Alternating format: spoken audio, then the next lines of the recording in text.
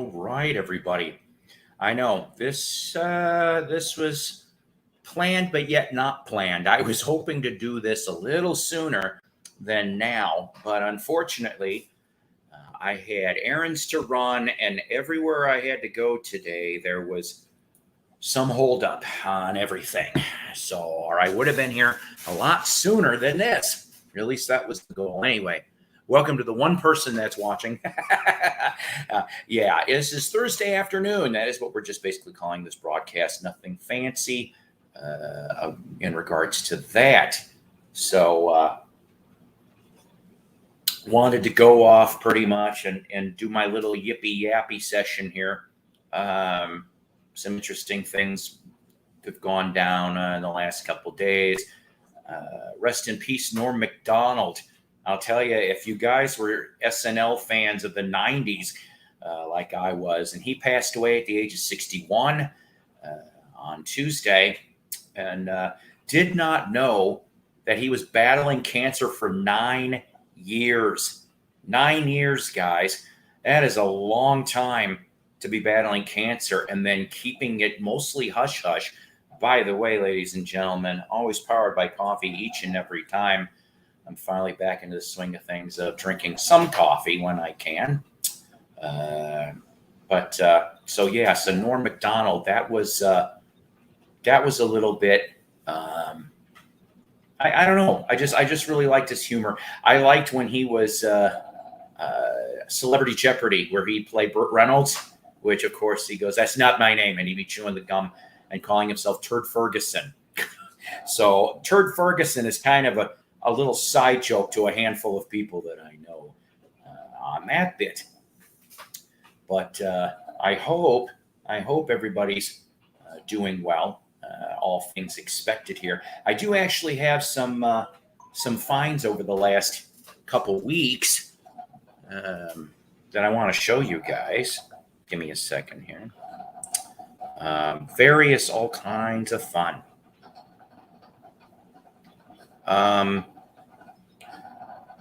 Excuse me one second. I have a friend of mine here. His name's Paul, and he wants a link, but it's like to Psycho Splatters. I will put up a link in a little bit, guys. I appreciate your patience. Hey. Hi, Sam. How are you? I kind of feel bad about that. I haven't forgotten. I haven't forgotten. The fact of the matter is I've just, okay, so I'm still dealing with the after effects of the COVID junk. Okay. I get tired a lot, and I have to go to work, and I'm tired by the time I get through to lunch hour. Thank you, Jeff. But I'm just like, I'm whooped. So it's like, I never really feel like doing a lot, in the nighttime, because I don't get out till about between 8 and 8:30, and then head home, for that matter. I'm trying to get better here. It's just, they say it could take up to a couple months for you to get back to quasi-normal. And I'm just like, oh, geez. So, yeah, the tiredness, even though, I always was tired to begin with, that hasn't stopped. But I seem to be extra tired. Am I making sense here, guys? Oh, look who it is. This is my baby. Goth Angel's my baby. I love her with everything I have in my heart. She has everything of mine. I already have admitted that openly and to herself privately. That didn't sound right, but I know where I'm going on this. But I know. I can't wait till you're home. Yeah, Sam. I was out of commission for like half of August and a few days before Labor Day. So this is only my second. Hi, Hudson. Listen, the reason why I thought you'd be in school. That's the reason why I didn't send you I only got a chance to send that I was going to be on stream to a few people. And this, of course, is always one of them. I love when she can come on here. Right, Jeff. Right. I know it's crazy, right? Hi, Paul. We'll get to a streaming sharing link here in a minute. Okay.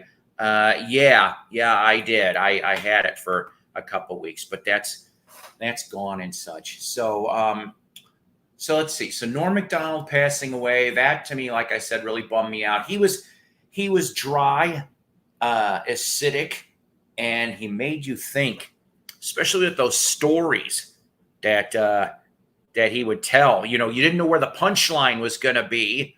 Yeah, you didn't know where the punchline was going to be, but it was. Uh, Go look up some best of Norm Macdonald. There's like 2 and 3 hour ones, and I think personally one of my favorites from him, other than the Weekend Update stuff that I'm used to watching from back then, was when they fired him on SNL because Don Ohlmeyer, who was executive producer, I think, of NBC, was besties with OJ. And this is the reason why he's like, knock it off on the OJ jokes. And he wouldn't. So that was his excuse to being dismissed because he supposedly wasn't funny enough. Oh, yeah. I forgot that. Yeah, that's right. So Paul Porter. Okay. Yeah. See? And that's my baby. Uh, Paul. That's my baby. Yeah, right here, Goth Angel. So, sorry, I'm kind of going all over the place, but so there's some good 2 to 3 hour things. Also, I liked when he did Death. He voiced the first couple seasons of Death on Family Guy, which I liked. And then any of you people watched Mike Tyson Mysteries on Cartoon Network? He was the pigeon. My God, that was the funniest damn part of the show. Is you did not know what was going to come out of the pigeon's mouth, and I'm like, Norm had me rolling all the damn time. And then I haven't watched the Orville, okay, which originally started out on Fox. I guess Hulu now. Norm lived long enough to do all of his voice work for season 3 because he's this shape changing gelatinous blob. I've seen a picture of it, but I haven't watched the Orville. I haven't seen one episode of the Orville. uh, hey, sweet. Hey, Greg, how are you? Hey, Sweetums, he's asking you what was it, the fun one or the really sad one? That's what he's asking. All right. So, how you doing, Greg? How you doing? Like I said, this was all planned but not planned. You know what I'm saying? So, like I said, rest in peace to him. I'm trying to remember. I did all my other tributes, I think, in the last episode. Oh, see, there you go. Paul and my dearie are having little. Yeah, they're all. That's right. That's right. All Walmarts are sad. They suck the soul out of the retail worker. I like that. I like that. Jason, the old millennial. I like that. Norm was the funny. I know, right? Seriously. I always, Norm is like the top for me on that one. And then I liked the whole Chevy Chase, Jane Curtin thing. And then I like Dennis Miller. He was another one too. Yeah, I know. Look, there's so many pop culture shit I am so behind on that. Like, okay, when I was sick with the coof, I was watching through smart TV, my streams. I was watching mostly the best of Fridays. If any of you people remember, yeah,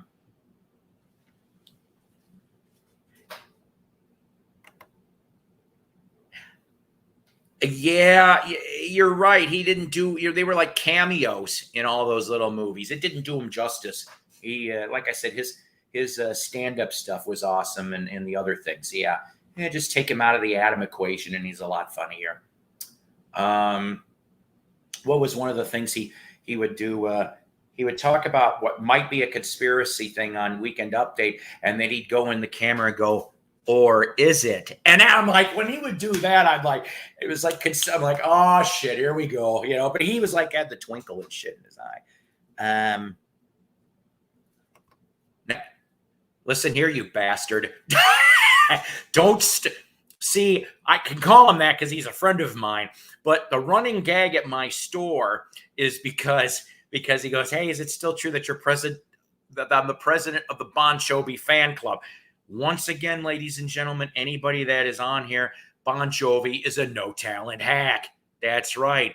Along with Barbara Streisand, Madonna, who else? And Bruce Springsteen was a good songwriter, lousy singer. Just saying, throwing that out there for that. That one isn't the fun one. Oh yeah, oh boy. Oh nope, we already went past that already. That's right. Bon Jovi's a no talent hack. R7. Yeah, right. I remember you talking to me about that in message. I'm with you so far. Well, good to see you here, Jason. Good to see you here. You're gonna have to forgive my. Oh, that's the other thing too. If it's not the tired, I still have a little brain fog, more than normal. I mean, I'm gonna be 54 at the end of the month, ladies and gentlemen. But sometimes not all the neurons want to kick in, and I don't have deer in the headlight looks, but it's like it takes me slightly longer to process things. So, I mean, I'm trying here. Unfortunately, Goth Angel has had to put up with the noggins, and sometimes I don't communicate properly, which gets me in a slight hot water. But that's on me, though. So I know I'm blabbing. It's 12 minutes here, right? Yeah, I know. But you know what? You know what, though? As my mom said, you do not look 40. I don't think you look 40. Truthfully, you don't look a day over 25. That's coming from me. That's coming from me. Yes, you don't look a day over 25. You know, and here's the thing, though, Paul. Okay, I like Bruce Springsteen's writing. Okay, once again, Blinded by the Light, For You, Spirit in the Night, Because the Night. See, the Night was in a lot of these things, wasn't he? I love those songs. I think those songs are great. I guess maybe it's just I don't like Bruce's voice, maybe, or something. Oh, see, there you go, Greg. And I love you. I love you with all my heart. I know some of you people are probably like, you know what, though? She's the one I've been waiting for all my life. Before her, I never believed in soulmates or true love. I thought it was a pile of horse shit. And then she came into my world, and I'm like, I'm wrong, Lord Jesus. I've been wrong all this time, and I'll admit it. So, like, okay, as far as for Bruce is concerned himself, let me throw this out there. I like Hungry Heart. I always thought that song was pretty cool, with background vocals of Flo and Eddie from the Turtles and Zappa. That's right. I liked Hungry Heart. There is a track that he did on the We Are the World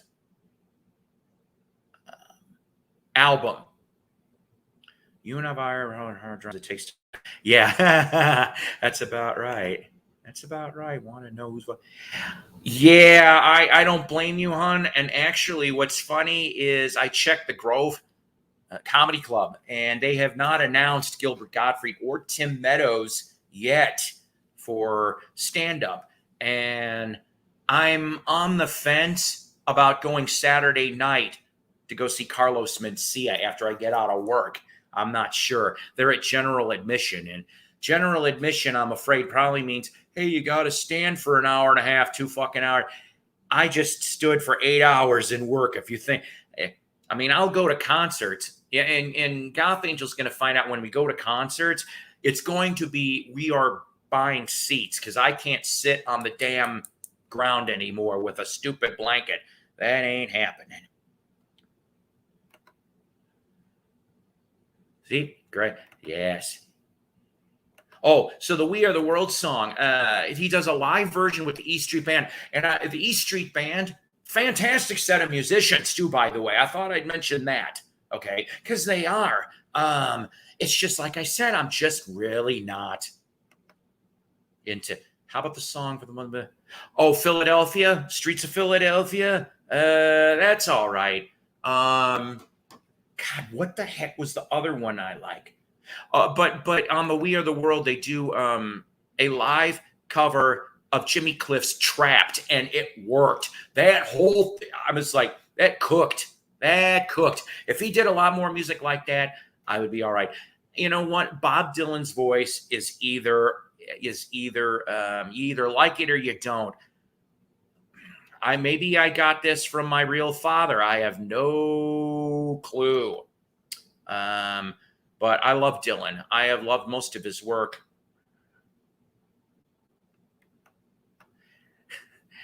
That's all right, Paul. Maybe when we get together soon, I will show pick, and then we can go from there. Okay. So let's see. I know I've been blabbing now 16 minutes. How about some CD finds? You want to see some CD finds? These were buck a piece. Couldn't screw this up. I love lots of different genres of music, okay, as most of you Psychoplatter audience knows this. But I have a soft spot for hair metal. Now, I know hair metal can be an insult, but it really isn't. That's just what I call it, okay? It's just music, metal with the hair, a lot of hair. So first one that I found, and these are 90 and 93, Electric Boys.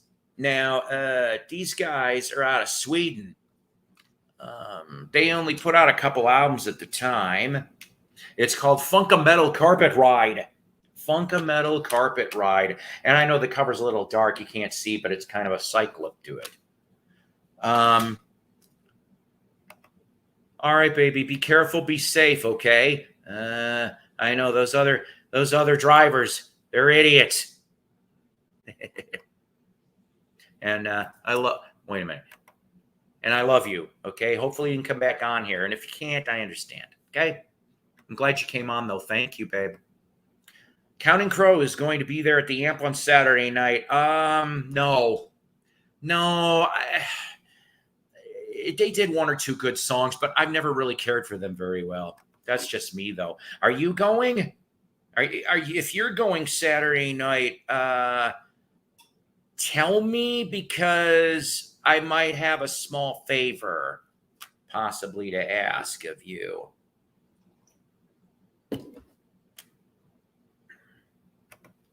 Right, I will, babe.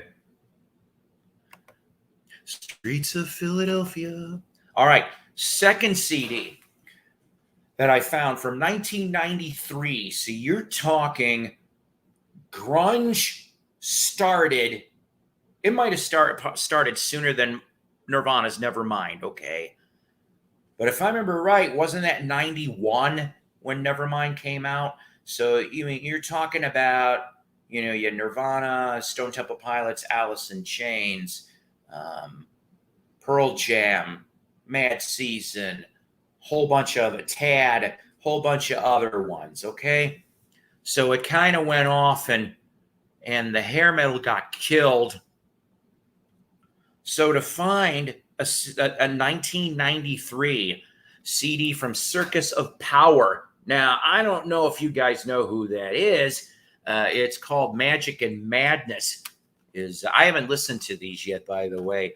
But the reason why I remember Circus of Power was because in 1985, when they were on RCA Records was not exactly that great of a label when it came to hair metal type stuff. At least in that time frame, even though they did sign in the 70s the Scorpions and a couple other ones, RCA was just really not known for having that many hair metal bands. And but they dropped Circus of Power after 2 albums. Call of the Wild was their hit in 85. But by 93, they got a one-off from Columbia. I've never seen this before, okay? But you may want to listen and check out some of the album because two people end up appearing on here. Okay. Jerry Cantrell from Alice in Chains, he's on here on several tracks. And so is Ian Astbury from The Cult. They're both on Circus of Power, Magic and Madness, ladies and gentlemen. Now, these ones I just did get, and these were $2 a piece, but I wasn't going to pass these up. I'm an Elvis fan. I'm a huge Elvis fan. I've been an Elvis fan since I was a youngster. So for me to find The King Is Gone from Ronnie McDowell, which of course is Ronnie's tribute to Elvis. This was an album that came out in 78, but it's been on CD. Ronnie McDowell and the Jordanaires are who does this whole entire thing. But it's signed, ladies and gentlemen. Signed Ronnie McDowell. Could not pass that up, along with a still sealed. And it's funny because it's been sealed this long. I can barely read the print. It says 50 years rock and roll. Celebrate 50 years of rock and roll on July 5th, 2004. This is a CD single of back then Elvis's That's All Right. I'm probably going to leave this sealed because I already got Sun stuff. But here, thank you very much. Now, on this CD single is, of course, the original That's All Right and Blue Moon of Kentucky, which was the flip of the Sun single for that. But what's added to this 2004 single is a alternate take to That's All Right. So I think that's pretty neat. For that, could not pass that up. Some 45s. I've got a handful. 10 cents a piece. Could not screw this up. Definitely could not screw this up. I would like to find eventually, okay, I've brought this up before, like the Elvis thing I just talked about. I would love to have all 5 of the Elvis Sun singles. Seriously. 45 or 78, I don't care. I had Mystery Train on a 78 about 20 years ago. I couldn't believe it. I found that Sun 6 or 7 RCA 78s. All right. So for me to own that Sun actually really meant I should have took a picture with it. I know that sounds nerdy, but I ended up having to sell all those 78s because I was going through a divorce and I needed the money, seriously. So I sold them to a bigger Elvis fan than me, in my opinion, for a fair price based on the conditions. Guides are just guides. That's all it is. And this was pre-internet. So, I did the best. I think I did a fair offer, but I didn't want to sell it. But someday I hope to get those 5 Sun singles, the originals, not the Third Man records. I'm glad they reissued it. Okay. But that's just, I'm a picky guy, I guess. What can I say? So these 10-cent singles, the other label, I'd like to get everything from the Apple label. Okay. This here is Mary Hopkins' Que Sera Sera, which I always liked that song anyway. And, of course, produced by Paul McCartney. Those first, if I remember correctly, the first 2 Mary Hopkins records were produced by Paul. Even my grandson, my almost 9-year-old grandson, likes Those Were the Days on Apple. Like I said, some of those Apple 45s are just, like especially UK, are just really hard to find. Like, for example, Brute Force, The King of Pho. Yes. If you've heard The King of Pho, great. If you haven't heard The King of Pho, go on YouTube because you can hear the Apple UK 45 single. Like I said, it only came out in Apple UK. Brute Force, King of Pho. All right. That's Stephen Friedland is his real name. And he still does music to this day. Go figure. In fact, if I remember correctly, he reissued King of Pho, and you can go to his website and get a signed copy. So, que sera, sera. Anybody out here a Todd Rundgren fan? It's really neat to find on Ampex. Gotta get you a woman. Yeah, if I remember correctly, 1970, 71 on Ampex. I came across a white label promo of that album. I was so excited. It had plastered, said promo copy. I go to look in it, and it is trampled on by an elephant. I am a big early Todd Rundgren fan. I loved his work in the Nas. I am still looking for Nas 2 and Nas 3. I like the Runt stuff that he did, that one album for that. I like his solo stuff, and I like some of the stuff with Utopia. Trying to think, the last Utopia one that I got, and I don't know where it's at. It's on Network Records. That was the hit single "Feet Don't Fail Me Now." But speaking of Utopia, though, Kasim Sultan, who of course was the bass player in Utopia, he also worked with Blue Oyster Cult. He was with a handful of bands. I want to say he even worked with Joan Jett for a little while too. Kasim Sultan has a new solo album. Go check that out. He's got clips up there on his website, or go through Facebook for Kasim Sultan. You can pre-order stuff. This one here is a little goofy. Not the first Arthur Fiedler. I know you're like, Arthur Fiedler. Alan Sherman and Arthur Fiedler, Boston Pops, a special edited single from the album Peter and the Commissar. Side 1, Beethoven's Fifth Cha-Cha-Cha, followed by Ada in Dixieland. White label promo, nice and minty. And it says, for radio station use only, not for sale. So I got a kick out of it. For 10 cents, do you think I'm going to let this go for 10? No. Okay, who likes big band? Little dabble in big band, maybe? Possibly? How you doing? How you doing out there, huh? I hope you're doing fine. So, how about a white label promo? But Doug was wondering, Doug Fields from the Vinyl Grotto, he was wondering about this when I messaged him this yesterday. And he's like, white label promo, Gene Krupa. Now, the original song came out in 1940 on 78, okay? But this was what was weird.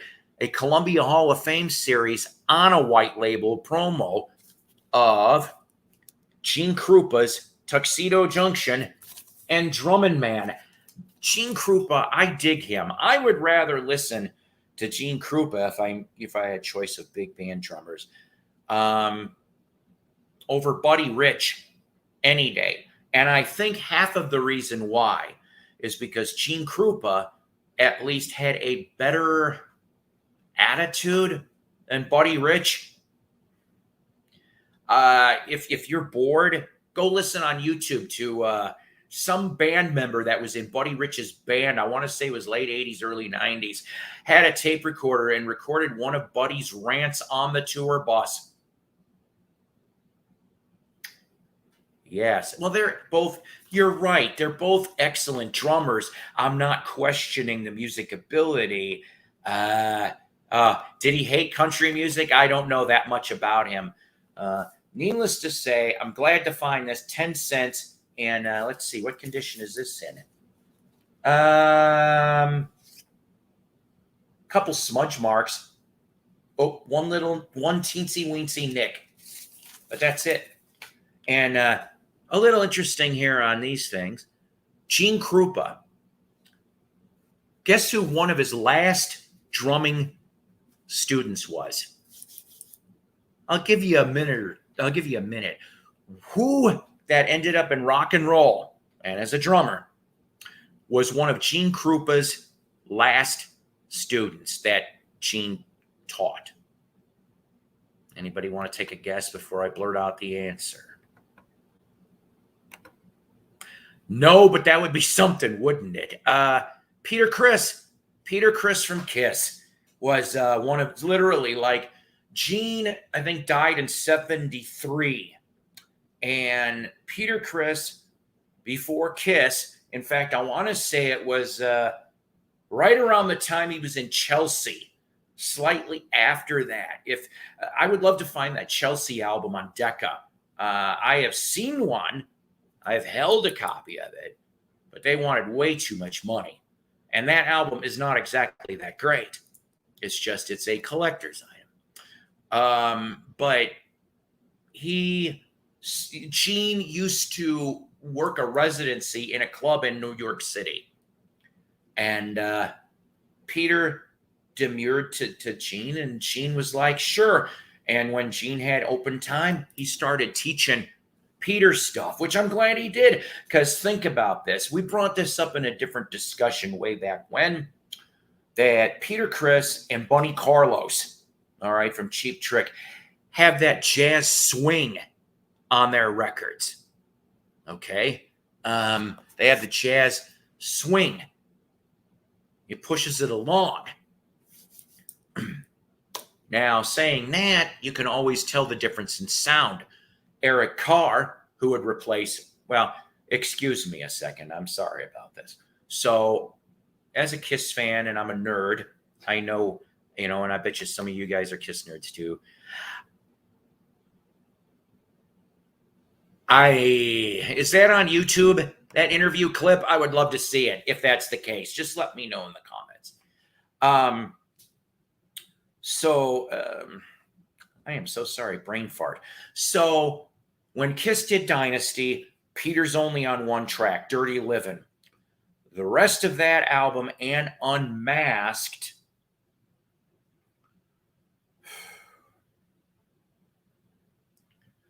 I'm sorry, guys. Somebody help me out. It's a studio guy. He would end up being in Fraley's Comet, though. Give me a second. I am very sorry. Normally, I'm a little more professional than this. I don't like being, but this is this thing I told you about. I mean, yeah, I'm getting older, but the neurons aren't kicking in really well. So just give me a second. But he was on all the tracks except one on Dynasty, and then he was on all of Kiss Unmasked. By the time Unmasked came out, though, Eric Carr then came into the picture. Anton Fig. That's who I'm thinking of. I had to cheat and use Google. Anton Fig. I love his drumming too, though. I love it. Thank you, Tom. Yes, thank you. I'm usually a lot better than this, Tom. I'm sorry. So yeah, and I like Anton Fig's drumming, and I liked him when he was with Fraley's Comet with Ace. I mean, him and Ace were like this for a while. Oh, okay. Okay, good. I'm gonna have to look at that later. I'm gonna get some more for a second. It's right here. But yeah. So when Eric Carr though came in and he drummed the rest of the '80s Kiss albums, starting with The Elder. The Elder is a great record, ladies and gentlemen. It's just not a great Kiss record, if you get my drift. Maybe Kiss needed to do The Elder to humble themselves, because they thought, seriously, they thought they were all that. They thought they could get away with this kind of concept. Albums are rough. They are rough not only to make but to create. I mean, if I think, okay, so they wanted to do a live action Elder movie. Personally, I think it would have been a lot better if it was animated. Would have been a lot cheaper too. That's what I think. And I'm an idiot, so. But so when I was getting in my long-windedness, Eric Carr brought a new drumming sound to the table. I really loved Creatures of the Night. I liked how they mic'd his drums to make it sound a little more John Bonham-like. I mean, I love John Bonham, but Eric, I'm like, holy shit. I mean, from the first time I heard I Love It Loud, which that's like my favorite song off of that, of Creatures of the Night, but I like most of the album anyway. And Vinny is barely on that, Vinny Vincent. But so Eric, different sound. Bunny Carlos ends up, what do you want to call it? He's still in Cheap Trick, technically, but he's not on anything. So it's Rick's son, Dax. Dax has got a different drumming style. You can hear it on the records. Not knocking Dax. I think Dax is a cool dude. I met him and Miles a long time ago. Okay, you know what? Phil Collins, I do like most of the Genesis records because Phil backed Peter for like about 4 or 5 years, and then I have a soft spot for Trick of the Tail. I love that whole album. That is probably, I mean, to go from the Peter years to the Phil years, I think that Trick of the Tail was a good transition LP. I really, really do. Go listen to all. I mean, and here's the thing, okay? It's yeah, no kidding. I'm led to believe now. Bonham used to drum with the fat ends of the sticks. Okay, same thing for Eric. He would do the same thing. Certain drummers would switch the sticks to get that harder. Zepp, Bonham, Bonham and Keith Moon are probably my top 2 favorite rock drummers. Just because it was intense and you knew what you were getting and it was in your damn face. But yet they still could be a little subtle when needed.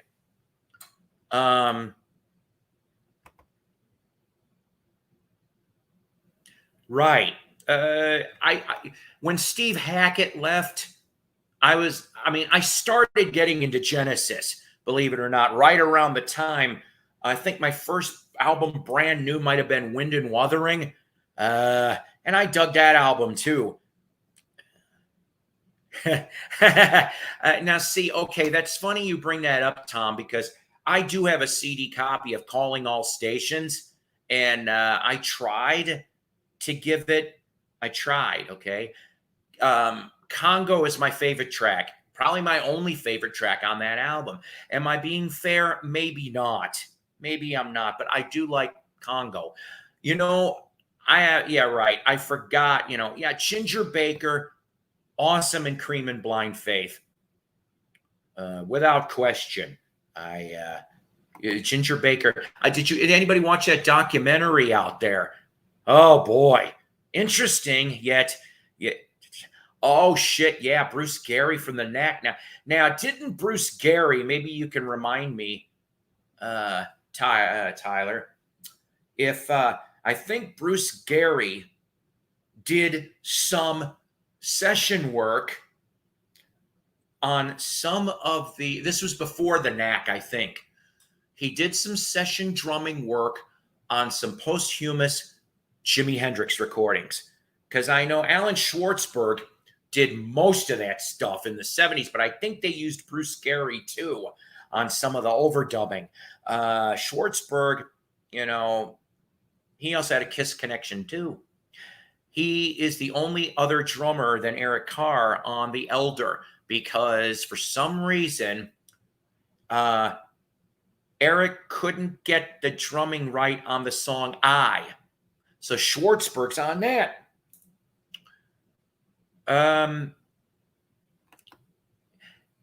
Yeah, okay, but I liked that those albums too.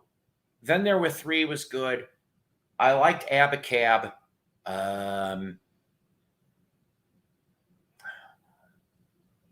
I will admit, oh, well, I'm tired. Dead.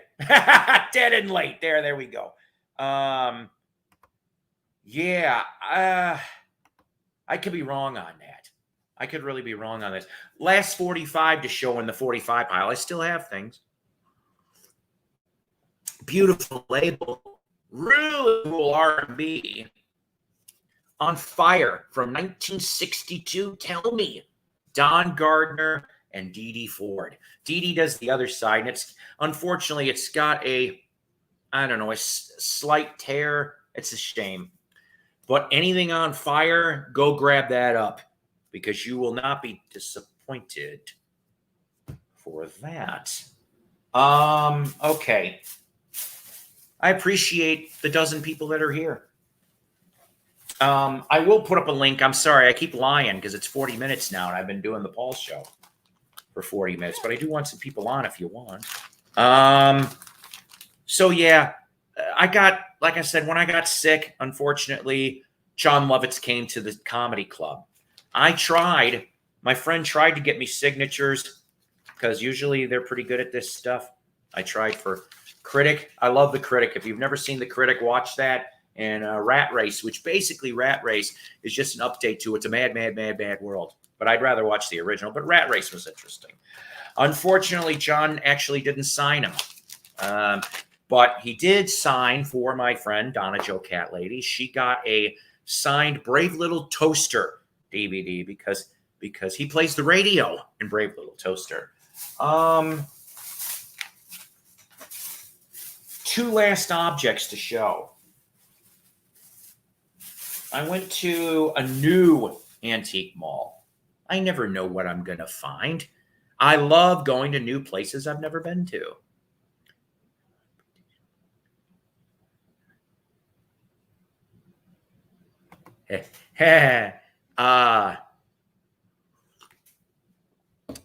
There was some vinyl booths, but like I tripped on some Elvis bootlegs.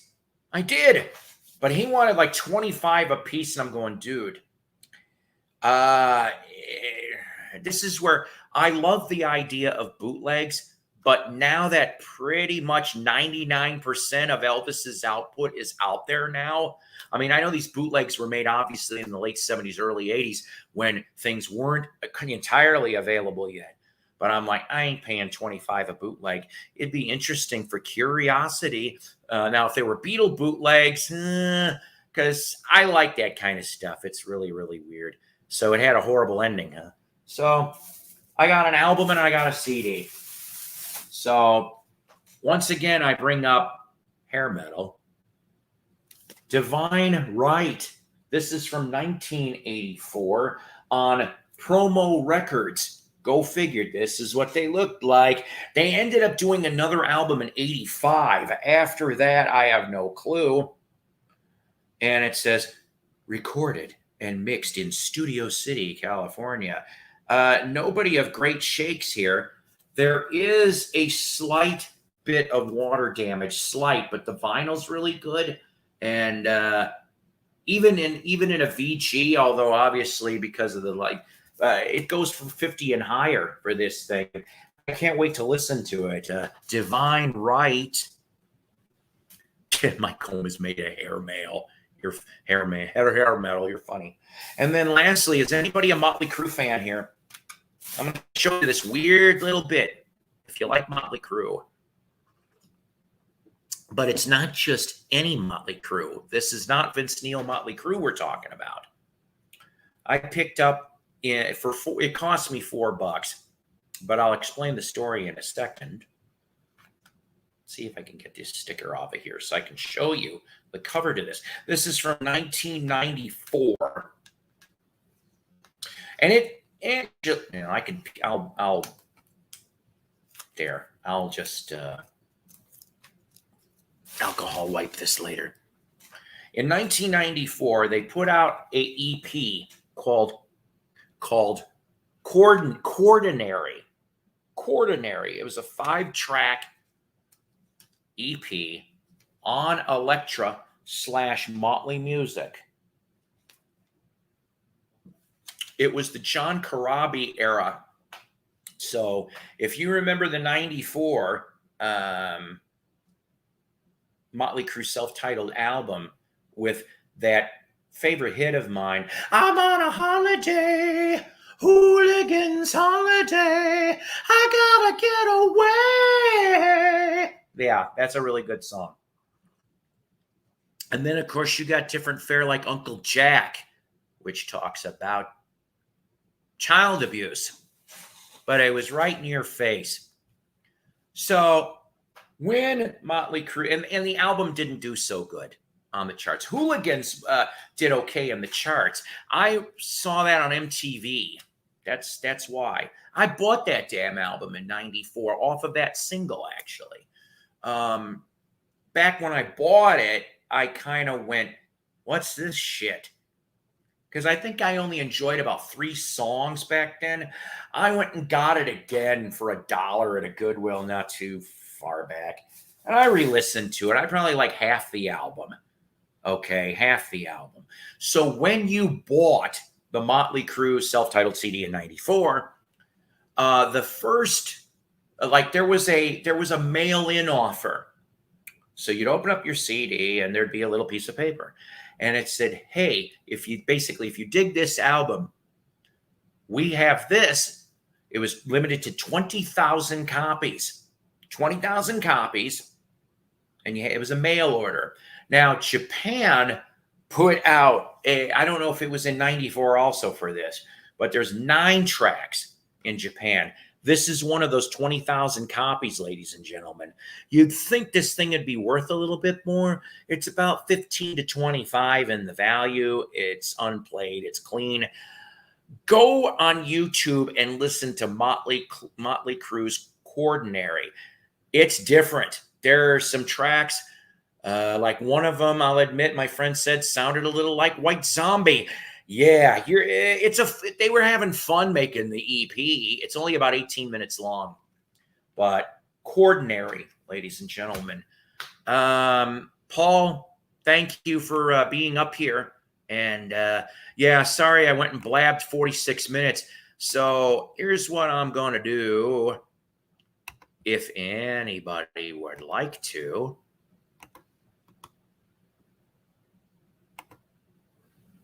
Who would like to come up for a chitty chat? Since I'm ashamed of myself. I'm ashamed of myself sometimes that I talk this long. I'm used to 20 minutes, but obviously I guess I had a lot more to talk about than this, right?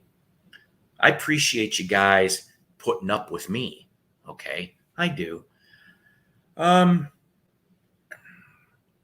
There were some new subs. I'm sorry, I did not get Nick Pan. Damn it. I know I'm going to get this wrong. Just hang on a second. There were some new subs, though, to the Psychoplatter channel. And I appreciate literally all the Psychoplatter subscribers here because you guys are what helps make the show. Hudson was saying to me on here earlier in the broadcast, Nick Pantazzi, he is a new sub to the Psychoplatter network. And like I said, Nick's a cool dude. I've been on board with him. We've been here sometimes when we're in Rachel's stream. And I know there's more guys, but that's the only one that's coming up in alert. So Nick Pantazzi. So thank you for joining Psychoplatter Network on this. Yes, Pantazzi. Yeah. It makes sure things more interesting, Paul. Well, I try, I know I ramble a lot. I don't mean to, but it is what it is sometimes. I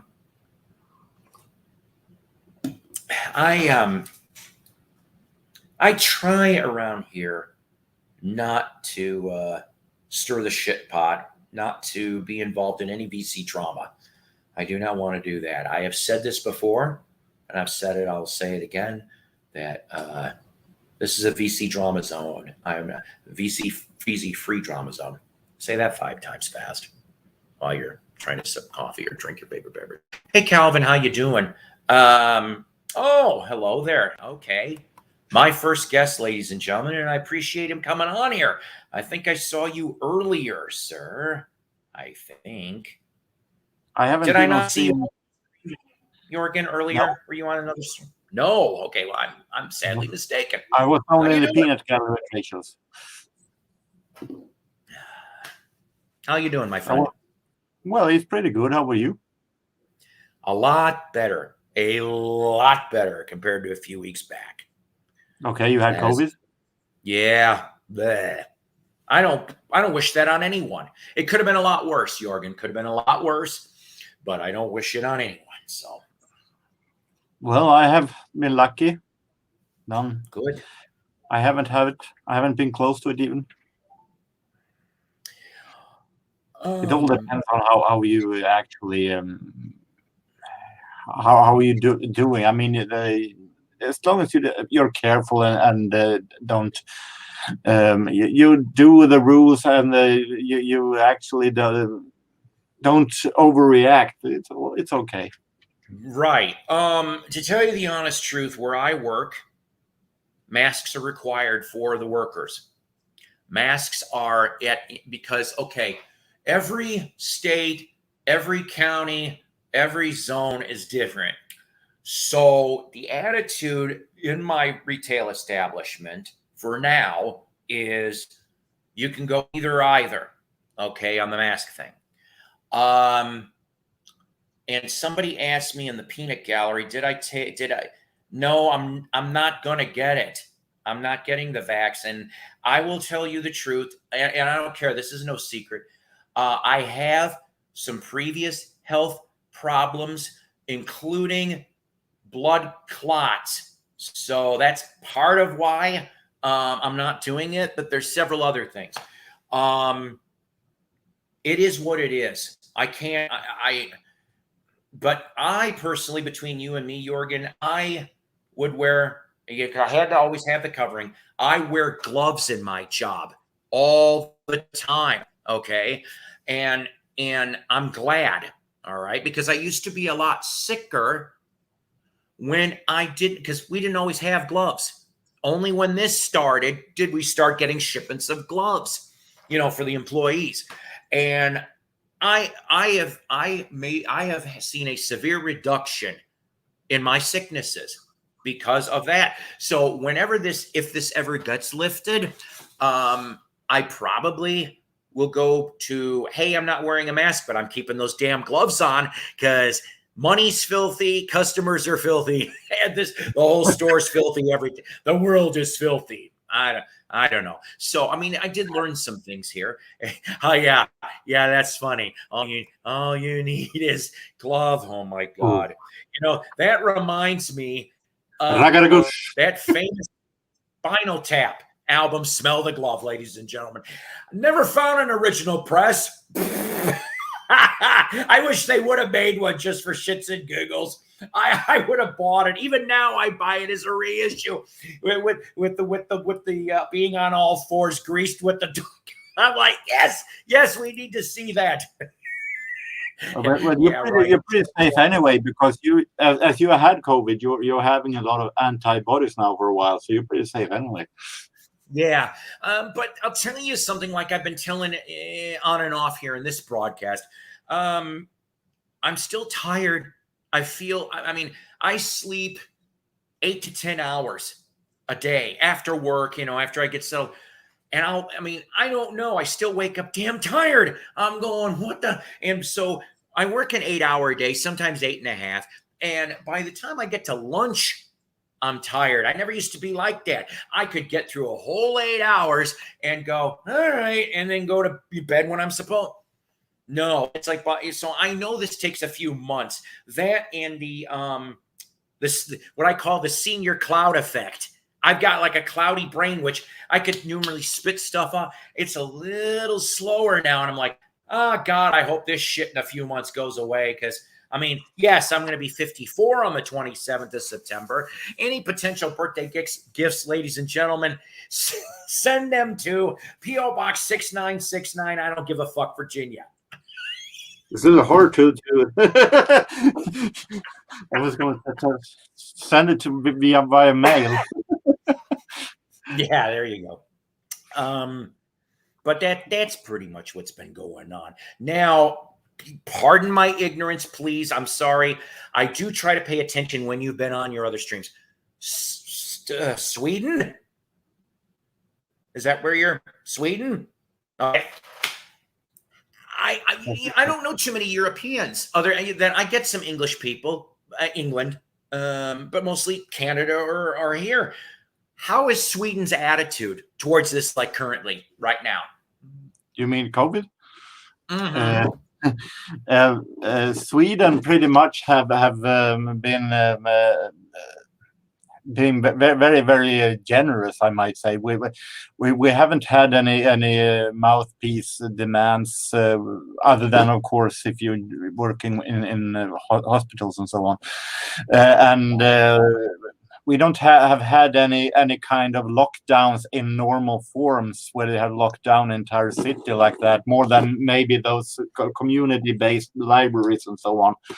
So we have been had pretty generous laws here when it comes to COVID, but I think we have made it pretty good anyway. I think it depends on how you look at things. I mean, if you like many does actually. You see that for the moment the people who has been contagious have been going down. Now we can go to Las Palmas and party the whole night, and I mean, people must learn to think a little bit harder that it isn't over just because it has been a little lesser contagious people. You have to learn to use your head, and that is why I think much of many people has been getting the COVID, because they don't think, they don't use their head other than to put the hat on.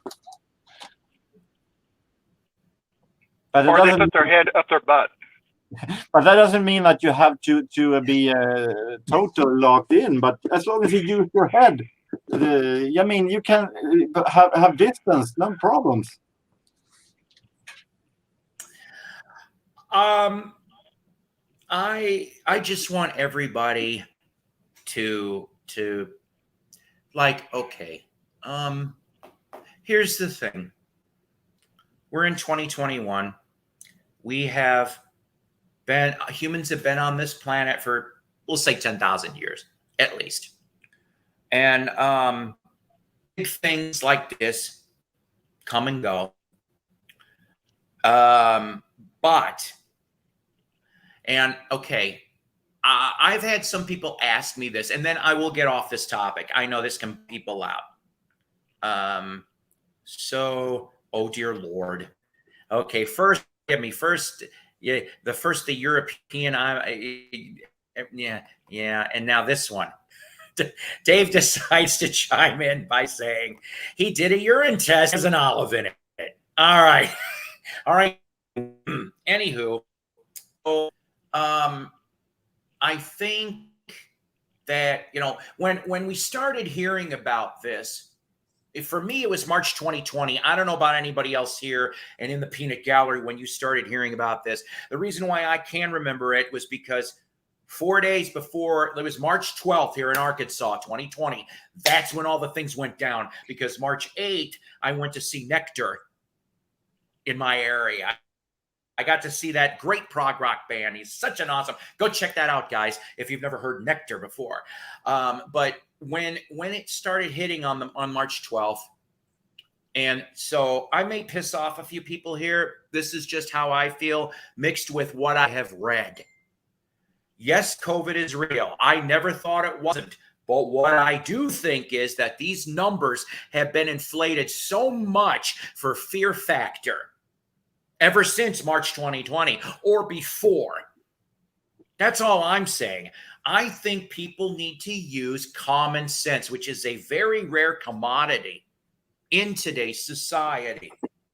Exactly my opinion. I think that much of the numbers also has been drawn up because depending on what they actually count in as being a COVID death, because there are many who actually, many countries has gotten out that even if you are around 80 years old, you're having another disease, and then all of a sudden you get COVID, but you die mostly likely of that other disease. They count it in as a COVID-related death anyway. I personally think that I got both my shots, and I'm not what you call COVID resistant. I'll call it that. Even when I go to Walmart, I sometimes still wear a mask. Well, as I said, we don't have any mask demands here. It's they actually prefer if you use it, but it's no demand in Sweden. I think choice is the best path. I'm sorry. I know some people are going to go, oh, he's an idiot. Maybe I am. But you just discussed, excuse me, I didn't mean to interrupt, Paul. Give me a second, though. So, and by the way, guys, this is my friend Paul Porter. He has been in the Peanut Gallery before. I know him. He lives here in Northwest Arkansas.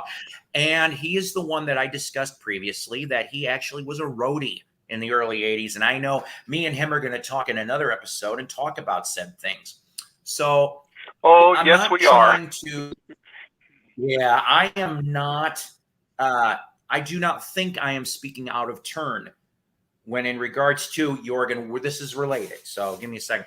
So there was a rock and roll death that happened last week. Ricky Lee Reynolds from Black Oak, Arkansas, passed away at age 72. Now, I am not starting this. This already is out there. Okay. Ricky originally had COVID. Bad, very bad. And the thing was, he had a cardiac event. That's what they call it now. Cardiac event. If you're a wrestling fan out there, Triple H last week had a cardiac event. So Ricky in the hospital. So he's in the hospital with the COVID. Gets the first cardiac event. He ends up on ventilator, but supposedly the ventilator was taken out. He was able to breathe 97% on his own. Good for him, right? Shortly after that, second cardiac event, and that's what did him in. I have already heard through the grapevine that they're pulling this as a COVID death. I'm going, but that's what I'm saying. The example, he died of a cardiac event.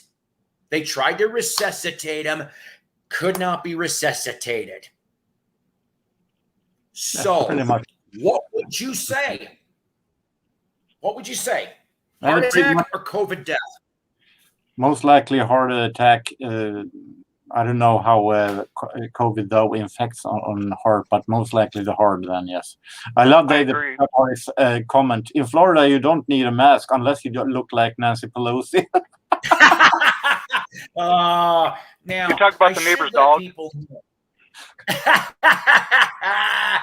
I am an independent voter, kids. I'm not a Republican or a Democrat. I just go with, although I do lean slightly libertarian, just throwing that out there. So I'm not into the two-party trap. So I try to think. I'm not so. I voted. Okay. I will be honest. I voted. Really... Oh, go ahead. That's all I got to say on that. Jorgen, I'm ignorant on Swedish politics. How does it work over there? Is there multiple parties? Is it one thing? What is it? We have multiple parties, and we have now. I think we have around 7 political parties, and we are run at the moment by the Social Democrats until September next year when we have election. So we have I think it's better to have several to choose between. I'm not fond of that double, that only have 2 to choose between, because it comes down then to that you're choosing just because you have to choose, not because you think that party is doing the right job. And that is not a good way. I think if you want to vote for the things that you think really is best for the country according to you, not because you have to vote only. Right. Over here, we have 3 parties to my knowledge: Republican, Democrat, and we got the Libertarians. And here, where do you live? Mm-hmm. Where do you live, Paul? Rogers, same place where Paul lives. Okay. Yep. Yep. We met each other at Walmart at the neighborhood market off 8th Street. Yep. That's how we were. So yes, I prefer when we have many. I didn't hear that. I'm sorry. Can you repeat? I prefer when we have much to choose between, many opinions. But then the problem is that still, as we have block politics, still we have many political parties, but they bound together. many of them into collaboration between the parties that makes that we still have a right wing or a left wing still, but at least we have 8 parties with somewhat different opinions. To be honest about the politics in this country of ours, which I love my country dearly, and I like Rogers, Arkansas dearly, I want to see young blood in the offices. All these old farts, Biden, all respect towards presidency that he has. I want to see young bloods. I want to see people who will last a while, and pretty much that's it. I'm sorry to get political. I just like to stay away from my views on being political because it makes people mad. The problem when it comes to getting young people into politics is that I think this is a problem not only to Sweden but to most countries, is that for young people going together in some kind of political party, organization or something like that is pretty much outdated by sitting in Facebook groups and nagging.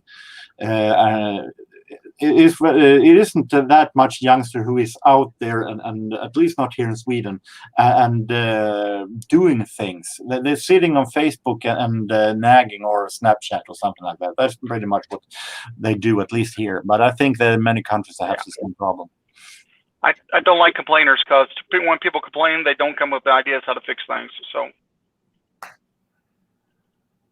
But then, of course, I also been involved in organizations. I've been once I was a part of the political party for a couple of years, and they had problems to letting new members in and letting them be a part of it. Letting young people to be a part of organizations, and so I guess it's both sides a problem. Young people to want to be involved, and older people to let the new people who come in to be a part of it. So I think it's problem from both sides, and then it's wide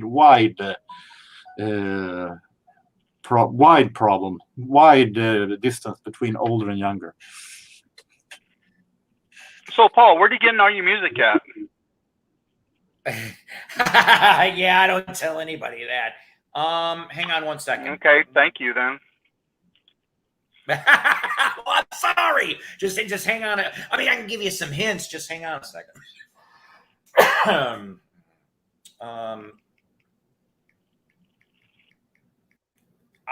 While I'm doing this, I personally think this. I'll answer your question in a second here, Paul.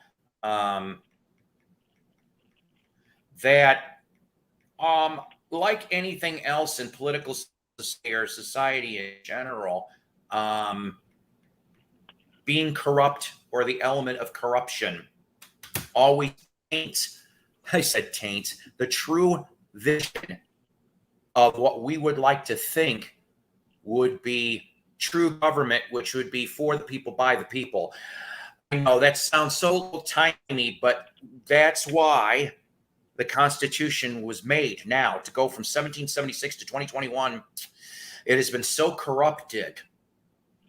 Okay, and I'm not pointing fingers at anybody. I think truthfully, I think the neglect, especially in the last 50 to 60 years worth of American administration, especially that, they turn their heads, they pretend something's not there.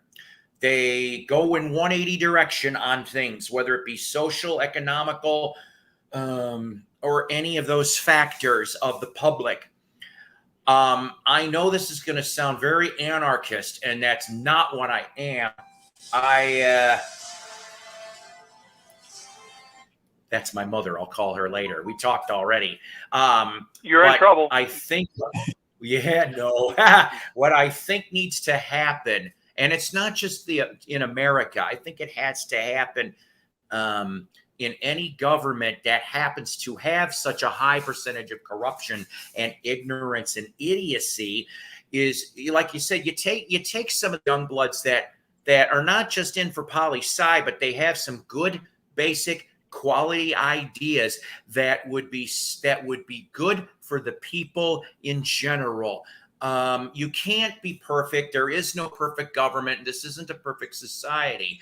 But I think they need to tear down the system and build it back up. Now, I know that maybe is a pipe dream. I know that sounds maybe ludicrous, even though that's a rapper and that's a different story. But the thing is that I think that the people, Congress gets away with too much.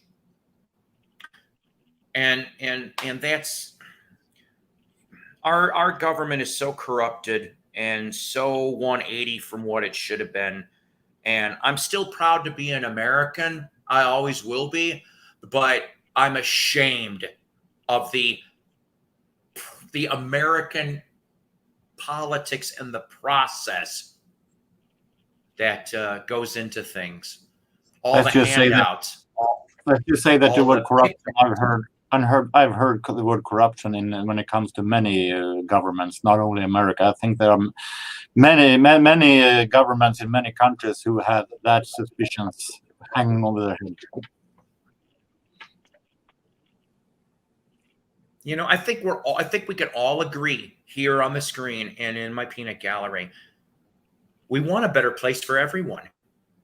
Yes. But the higher ups are greedy and they're self-interested bastards, and they don't care about the other people. And don't be nervous. Don't be nervous, babe.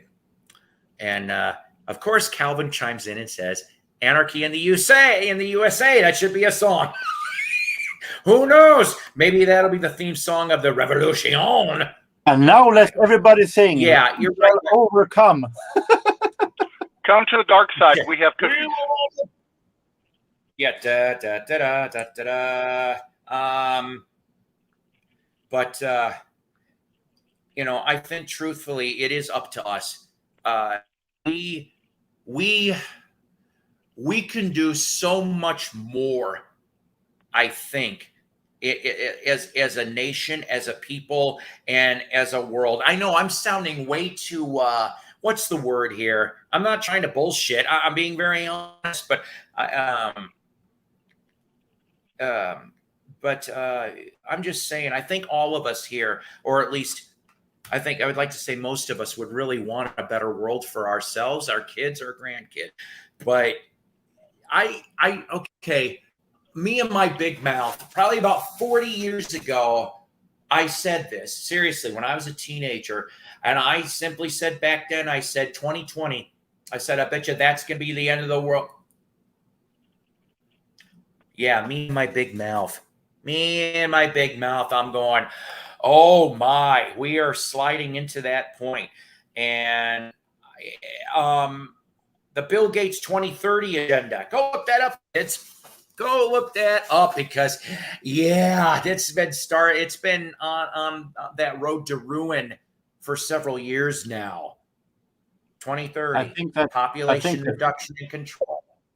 I think that Victor is onto something here. I still think that big businesses runs the countries. It's going to be hard to get people united, and it's so much money that controls everybody's mind. I understand that it's important to have it and to have businesses, but the business is such that gives you so much power.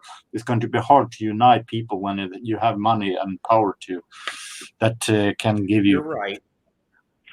I was going to run for presidency in 2000, and I was having a saying, I cannot be bought, but rented cheaply.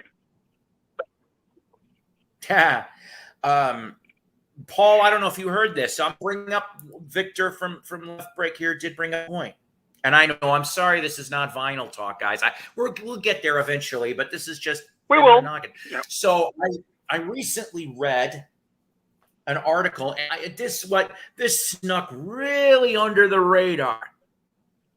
Now, in Arkansas, we have something called Smithfield Farms.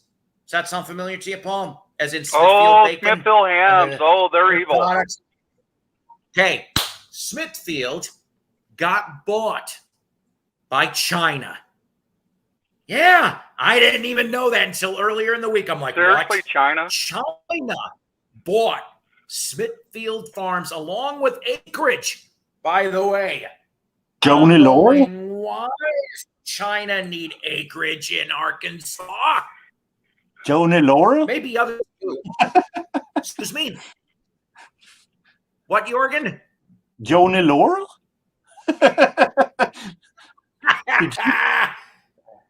She's dead. Seriously, Smithfield boy. is bought by China. Yes. Let me try while we're on here to pull up at least the time of the source where I saw that from, so you guys don't think I'm more of a crackpot than I already am. I'm there with you. But yeah, so I mean, now Paul, while I'm doing this, tell the viewers out there what Northwest Arkansas, other than Walmart, is really kind of known for. What big companies are in our area?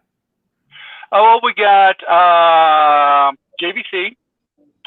We got Tyson's. We got Simmons Chicken or Poultry out of Springdale. Kmart. And, oh, yeah, I forgot. No Kmart anymore. Right, that's dead. Yeah. Yeah. I mean, well, JB Hunt, you know, like I said, JB Hunt, we got Tyson's, which is really, really big. If you're looking at the three big ones, that's Walmart, JB Hunt, and Tyson's. Then Simmons Chickens, or not Simpsons, but Simmons Chickens out of Springdale. And, of course, we got the University of Arkansas, U of A. I know that's not business, but it is kind of like a business.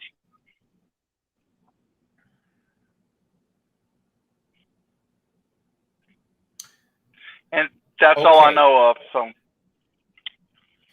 So you'll have to forgive me. This is only partial information. There are several other places that you can look for this. Now, I know some people are going to go, oh, no, Snopes, but the author of the article was David Mickelson. Smithfield Foods was sold to a Chinese company in 2013. But, of course, this article was made in 2014. But it said back then, China won't be slaughtering and processing hogs raised in the U.S. and shipping them back to America.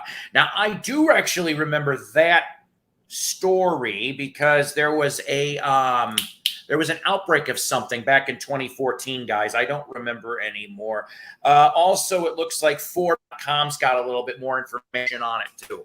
So that's where your Smithfield bit. Let's see here. Victor says when COVID hit Italy, there was Chinese troops on the ground. Why? Why, Victor? Why was there Chinese troops in Italy? I'd like to know if you can tell me a little. I didn't see. I don't like this crap, and I'm not picking on any potential Chinese people that could be watching this.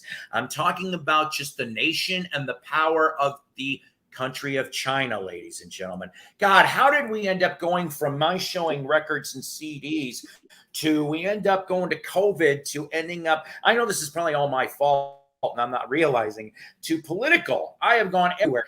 But yeah, let's see.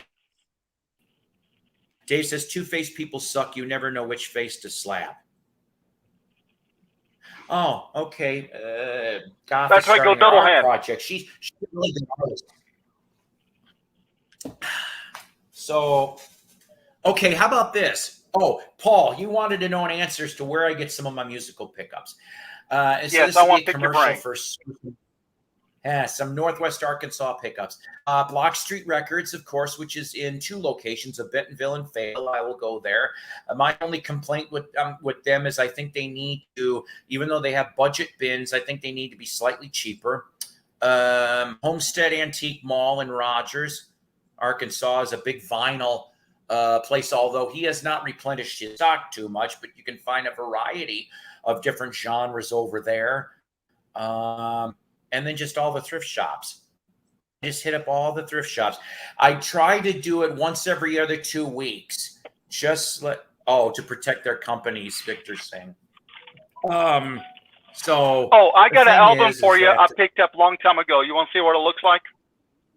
Yes, I do. Let's go. Show and tell. Let me make you big a second. Let me make you big. Oh, look at you. I have that one. Billy Joel. One. Great album. Yeah. his Glass 70s houses, work man. is the best. I think truthfully, okay, so I bought Billy Joel stuff. I think the last album I purchased was Innocent Man in '83, which that started to be a little bit too much for me. And then I couldn't get into the bridge. Stormfront I didn't like. I especially did not like We Didn't Start the Fire. I'm like, all he did was take in lyrics a musical timeline and just go, okay, we'll talk about this with a bunch of popular people and popular brand names, and that's how I'm going to get on air. And by the way, that whole album was produced by Mick Jones from Foreigner. And another one I found, I'm going to give it to you, is something to make fun of. Wait 1 second. Jorgen, hang on, Paul. Show that because I don't think I've ever seen that on vinyl. I'm trying to get you big, but it's slightly slow. There you go. That is interesting because it's made in vinyl. Right? I think this is a great album. I think this is a great album. Maybe I just need to listen to it again. I don't know. I just didn't like We Didn't Start the Fire. Maybe just because it was just on so much. But I'll try to listen to the rest of it. So, all right, Paul, what do you have that you were going to show? Oh, boy. What's this? What is this? I had to get it, man. What is it? I can't read. I see the cross. I don't see the rest. Okay, how's that? Read it. I can't. It's not coming up really well.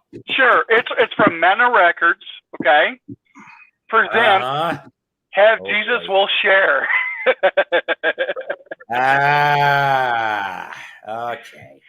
I had to get it, man. Come on, Mana Records. Come on. Yeah. And as the manna fell from heaven, several people go, "This tastes like vinyl." You know, some of those not like chicken, but like vinyl. Yeah, there you go. Like the Dick Handler Quartet. I'm like, seriously? And it's like a mock-up, and I'm like going, but I laugh about this shit because I'm like, most of those gospel albums from the 60s and 70s with the poofy bouffant hair, and I'm like, oh my God. So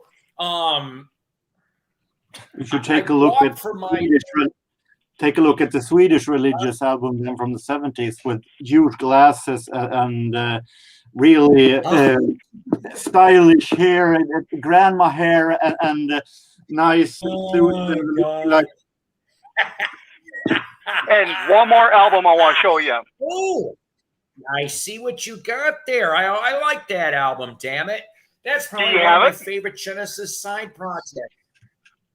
Do you have it? I love that album. Oh, do you have it? Yes, I do, actually. Yeah, I do. Oh, even better. Look at that. Can you hear me? Oh, look this is like, this is my favorite album. I actually listened to it and reviewed it on my blog yesterday. Oh, really? That we would pick it up right now. Like, an album that always keeps popping up. I found this at a living years. I found this at a yard sale for a quarter. Can't pass it up for a quarter, sir. That's some cheap. Yeah, he's telling me. Especially has my favorite song, Silent Running. It's a great one. Definitely. Fantastic mood in the song. Yeah. Amazing produced. But also the intro of All I Need Is Miracle is the intro in All I Need Is a Miracle is so fantastic. Oh yes. Oh my God, you're telling me. Yeah. Yeah. But my favorite song on this is Silent Running because it does tell a story. Yep. It almost could apply today if you think about it. It does. I mean, if you look at it, yes, it does very, very well. When I first heard that song, I didn't really understand it, but I had a friend we sat down was discussing philosophy for some apparent reasons to Spider-Man or Hulk, and they said you got to watch it. You listen to it again, but take your time to absorb the lyrics, And I did, and I went holy crap! This is literally talking about you need to hide your beliefs, your religious beliefs, pray to the God that they tell you to pray to, but survive, you know? Let me quote Mike Rutherford, written on Wikipedia. It's about a guy who traveled light years away out in space somewhere and is ahead of time. Therefore, he knows what's going to happen to his wife and kids come back home to Earth. You're trying to get the message to them to say what's going to happen, and kind of anarchy, breakdown of society, to tell them to be prepared. Especially when he says there's a gun and ammunition by the door, you know? That... I had to listen to that part. Now, when I started re-listening to it, I started listening to the MP3 format because I took all my stuff and converted them over to MP3 format. But low quality, you know, the 128 kilobits or whatever you want to call it, you're right, instead of the big 340 or whatever. And I had to listen to it and go back and re-listen, and because it's really, it freaked me out. And just recently, I'm talking about recently, I hate to say this, about 3, maybe 4 years ago, with all this crap happening in our country. I'm sorry about going political. I'm not going to go political. I'm just going with the music here, okay? It is, I listen to it again, I go, wow, this is happening. You know, what can you do? You know, I did not realize that Mike put out so many albums. The last one was Out of the Blue in April 2019. I'm glad to find that one. An American. Yeah. Out of the Blue, that'll you have said? to be a CD thing. Out of the Blue, okay. BM was the label, and 4 singles were thrown off of that. Top 10 in the 5th top 10 album in the UK. But yeah, I've got the first 2. Paul Carrick wrote 2 songs off here. Yeah, he wrote 2 songs on that one. For some reason, when I look up Out of the Blue, it comes up Debbie Gibson. No. But Out of the Blue is the greatest. Out of the Blue is the greatest hits album. Is it? Well, then I'm ignorant. I didn't get to read all of it. But that goes to a side note here. Somebody asked, I think a couple streams ago when I announced it, that the brand new archival Jerry Rafferty is on CD. So I got to get this and I got to review it because I liked the 2 songs that I heard. I'm a sucker for his music. He is underrated. And if you guys only know him from Stuck in the Middle with Steelers Wheel, or Baker Street, or Right Down the Line, you got to check out his whole output. He was damn good. And it's just too bad the way he passed. But I'm glad that this album is out. So now I'll be getting that. Although one of the tracks is he redoes Stuck in the Middle. Not sure why, but his daughter is the one that compiled the album. So I only have one Jerry Rafferty full length, and that is the album that everyone has, I guess. The one with City. Yeah. Yeah. That's a good album. That one and Night Owl. It's a great album. Yeah.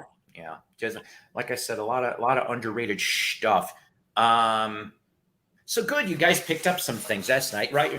Right, Jorgen? Did you get anything in the last week or 2 over there? Yeah, I have something that I might, in that case, show that I have shown in other streams, but you haven't been there, so it's really. It's only my last month. I bought a couple. There is it is on a web shop in Sweden called Ginsa, and they have a huge sellout. So I bought a couple of stuff from that sellout. I bought this for only around $6.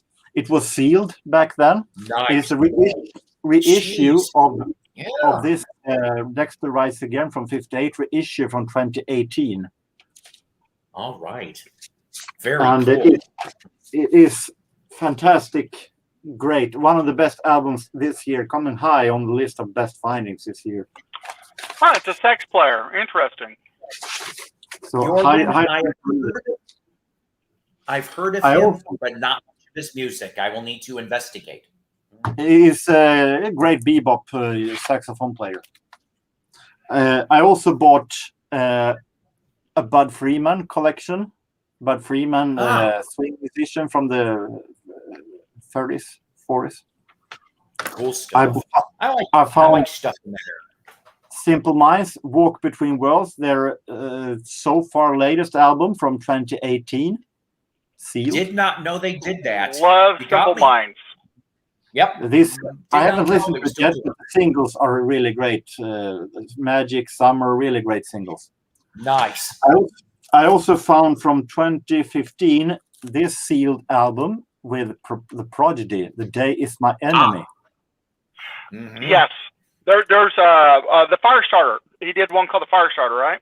Yeah, but that was 1996 of Fat of the Land album. This is much newer.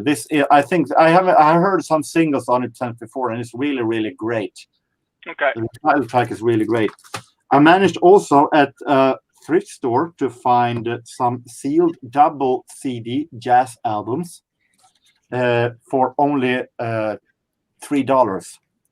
Horace Silver sealed double CD released on a French label compilation. We have a Benny Carter also sealed from same series, and Stan Kenton. So I made some really great findings, and I also got a VCLT yesterday from Norway with Norwegian music from a friend in Norway.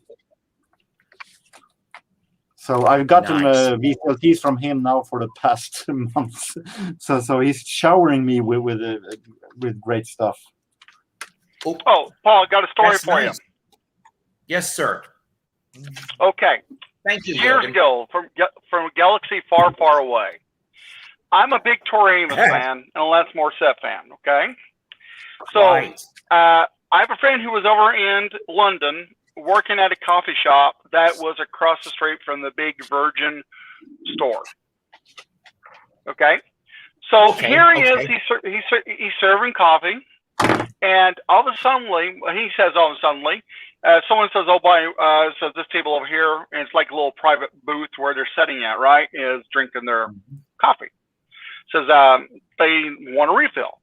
Goes over there, lo and behold, Tori Amos is sitting there. Okay. The coolest part was he starts talking to her, and it says, I know a big guy in the United States. He is a big fan of yours. Will you give him an autograph? And she goes, yes, you have something I can autograph on. What does he do? He goes across the street through the dangerous traffic, goes into the Virgin store, buys a CD from Tori Amos, scoots over there, and she writes out to Paul on it. I still have it. Love it. Yeah. I love it to death. I mean, it's just, I'm going and he didn't tell me nothing. I received it in the mail. I'm talking about years ago, 30 years ago, right? I opened up and it was a letter from him. Says, this is from Tori Amos. She says hello. I went I almost had a heart attack, to be honest about it. I mean, I was kind of going duh. At one time, I collected all her albums except her very first album. If you want to look it up, it's called Why Can't Tori Read? Why? I was just going to bring that up, Paul. Yes. Yeah. Paul. Yes, Paul, I have it. I have it on CD. Oh, I was going to ask you if you had it on CD or vinyl. Do I have what? If you had it on vinyl, why can't Tori Read? Could not find it on vinyl. I had everything else that she had, because a good friend of mine, which I haven't seen her in 20 years, named Bridget, right, introduced me to Tori at the Bannister Theater in Tulsa, Oklahoma. Okay. She was going to be there, Nice. and she had some other opening group there, and I never seen Tori live. I fell in love with her music because of Bridget, right? And Bridget could do a great God mix, to do. I mean, I can't really explain it, just beautiful as can be, right? So I heard, and it was my birthday was coming up, and my dad goes, "What do you?" And when my dad was alive, bless his soul, and this is after my mom died. So he goes, "What do you want for your birthday?" I said, "Oh, Dad, I don't really need nothing for my birthday, right? I'm all good. For one, I don't drink or anything like that. Back then, I smoked a lot of weed. Won't go there. There's some good stories on that. I don't want nothing. Then I heard that Tori Amos was going to be at the Bannister Theater. I believe that's what it is. Old Theater in Tulsa, Oklahoma. You know which one I'm talking about? It's called what again, sir? I think the Bannister Theater in Tulsa. Yeah. The seats are designed for large people. Canes and Brad is the only ones I know of. I don't know if the Bannister's still there or not. Its acoustics in it was kick ass. I kid you not. It was only 3,000 seating. Tori Amos is coming up, and I went like, holy crap! I need to go. Can I say shit? Can I? No, too late. I just said it. Yep. And Tori Amos is coming up, and they want $45 a ticket. And I went, okay. I said, Dad, I know what I want for my birthday. He goes, what's that? I go, I want 5 tickets to Tori Amos. And he goes, who's that? I go, it's a concert in Tulsa. He goes, how much are they? I said, $45 a ticket. He says, here's cash. Get them. And literally, 4 of my closest friends. I had one spare one left over, right? I was going to keep it and put it in my memory box kind of thing, right? I never got it back from Bridget. And we went over there, and I was mesmerized, okay? But then I seen Tori Amos and Alanis Morissette together in another concert, and oh my God, okay, has anyone in here seen the movie Dogma? Never heard of it. Good movie. Kevin Smith. Good movie from Smith. Mm-hmm. Kevin Smith, I highly recommend it because thanks to Kevin Smith, okay, I truly do believe in God. And Paul knows the reason why. Yes. Don't you? Well, you know what's also bonus funny, and keep going. I'm sorry. Oh, because the reason why my belief in God erupted once again with true believing is because Kevin Smith called up Alanis Morissette to play God. Okay? She did not have a speaking role because God's voice would destroy man, but it was perfect. And I just went like, okay, the 2 greatest women I love in music, Tori Amos and Alanis Morissette, okay? My third one's Natalie Merchant, okay? 10,000 Maniacs. 10,000 Maniacs. Yes, yes. And he did her own albums, right? So you're talking about those 3 women are like my top 3. I can't tell you really what my 4th one is. I like that's it. That's all I can. When it comes to 3 women in rock, I'm a big fan of those 3. Tori Amos, Alanis Morissette, because to me, Alanis Morissette will always be God. So that means Tori Amos will always be death. Come on.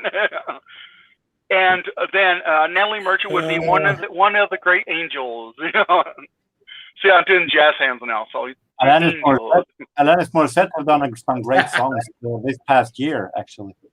Oh yes, and she has I was reading something about her the other day. I guess they're doing a musical out of her music. That I don't know. Really? And yeah, well, I think so because let me see if I can find a. She's done a couple of songs where she complaining about not being able to go out and playing from the audience with very limited amount of musicians in it. The musical's called Jagged Little Pill. Naturally. Yeah. Didn't even know they were going to do a musical. Nah. Well, they did. They did a movie off of Blinded by the Light. Did you hear about that? No. Is it Now, she? I haven't seen it. Is it herself? Is it Alanis herself who's making that musical, or is it someone else who's making it? Give me a second. Let me see if I can bring it up. It says the musical expired by Alanis Morissette. That's all it says. What a way to stir up a catalog. I just feel that she should be a little bit better than making musicals about herself. She should be outside doing really great albums instead. Yeah. If it is herself who made a musical, which I highly doubt, actually. I mean, the only thing, okay, Alanis Morissette, since she came from Canada, I can never find anything of hers from Canada. Because I want to hear her pop music she did, right? There used to be a CD place down there in Rogers at one time. It went to two places. It wasn't Cash Village Shopping Center, the shopping center across the street from Dixieland Mall, or people like to call it Frisco Station Mall. And I kept on remember inside the mall itself, they used to have that one place called On Q. You remember that? Or Sam Goodies. Okay, Paul. So here's the thing. I've only been down here since 2007, and it wasn't there then. But Okay. you're the one that brought it up, actually, when I did the video for the inside of the Dixieland Mall. I think it was you that brought it up. It was either you or oh God, what's his name? It's escaping me right now. It's another wall worker I used to work with. Yeah, just they could never get down. Just be Sam Goodies down there, but it before that was called On Q. Became because it was Sam Goodies anyway. And I say, hey, can you owe me the Alanis Morissette stuff? They says not available in the United States. So that's before Napster, And to be honest about it, I did not do Napster. I did some Napster before it went. Oh, you didn't? Yeah, I can't say that. It was at the time when the entire idea with MP3 was very new. I was curious, so I did Napster back then. Well, do you remember when Metallica got in contact with Napster and gave them like 250,000 emails and said all these people need to be taken off? Do you remember that? Anyone? Yeah, yes. I remember that they were pretty pissed at downloading. I was notified by Napster that my account was deleted because of that. You got notified by Napster? I didn't even get that. I must have got away. Well, maybe because I wasn't downloading Metallica. I was getting bootleg stuff from other bands. Beatles, Zeppelin, all kinds. Got me there. Yeah, I didn't get no. Let's just say that Metallica is one of the bands that I hate the most because I can't stand the music. So me downloading Metallica was highly unlikely. Don't get me wrong. When Metallica did that, or Metallica, whatever you want to call it, did that, I threw all their CDs away, right? Then it took them like 20 years for me to get back into them, but I was not back into them that hard. I have a hard time listening to James Hetfield's voice. I think I can't stand his voice. Well, Paul, at least we're talking about music now. I know, yay! There's songs I would rather listen to Megadeth than Metallica. I rather not listen to any heavy metal. He sells, but who's buying? Anywho, how about the band Gwar? Yahoo. Never heard of them. You know what? I know about Gwar. I never listened to it. My friend Scott in Capron, Illinois, is a big Gwar fan, or at least was, of course, because isn't like two people dead from that band now? I think. I don't know. I mean, I haven't heard anything from them in generations or decades. I got to see them in concert in Springfield, Missouri. Oh, no shit. You saw him in Springfield. No, Springfield. Right. You saw Gwar in Springfield. Where did you see Gwar at? In auditorium. Don't tell me it was downtown. It was downtown, but I do not remember where at. The Gillis? I hope you're talking right. 20, 25 years ago. You know, I'm lucky to remember who I am every morning when I wake up. Yeah, I guess I can understand that. Well, I have to check my underwear, you know, and one morning it said Hanes, so I said, hey, my name's Hanes, right? Then one morning it said Calvin Klein. I thought, dude, I'm Calvin Klein. Okay. But then one morning they almost had to call 911 because the back of the underwear said Fruit of the Loom. You know, you are. At least I got him laughing. Okay, so you did. So here comes the bad joke of the a couple bad jokes for everybody out there. They'll be like, "Oh no, not this." So, what do you call the circumference of a pumpkin divided by the diameter? I have no idea. Why, it's pumpkin pie. Oh, see, it was a holiday math joke. It's a holiday math joke, pumpkin pie.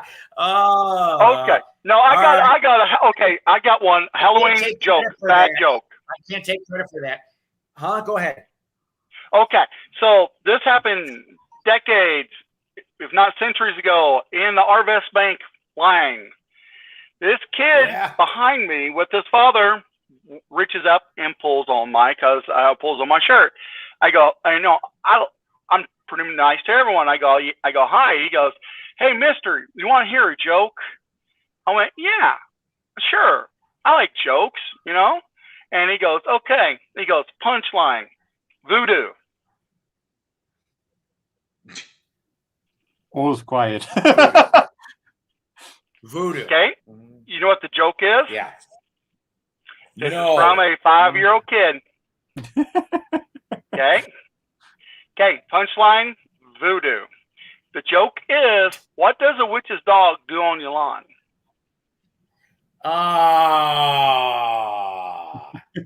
Boom, boom. 5-year-old kid. Okay, that's cool, man. Guy has brain. Yeah. So, what do you call a magic owl? What do you call a magic owl? I have no idea. Houdini.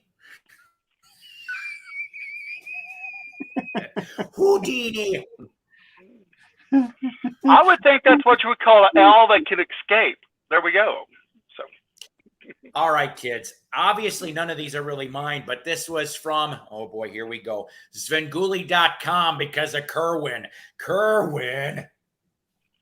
Every week they put the joke of the week, and I'm like, I dread it, but then I'm like, I gotta hear it. I gotta hear it. And several of those I just told you are it, along with this added bonus. Why did the ballpark get hot? Why did the ballpark get hot? Why? Because all the fans left. All right, I'm done. I'm done with the bad jokes. That's enough. I'm done. I'm done. I'm sorry for not having that much American bad jokes. I only have Swedish. Well, I mean, Sweden, I got to ask this. Since you're from Sweden, how's the weather over there? I mean, literally, I just want to know. Right now, it has been some windy days, but we're getting autumn for every minute. It's getting more and more autumn. Same with us. We are hot nights, humid.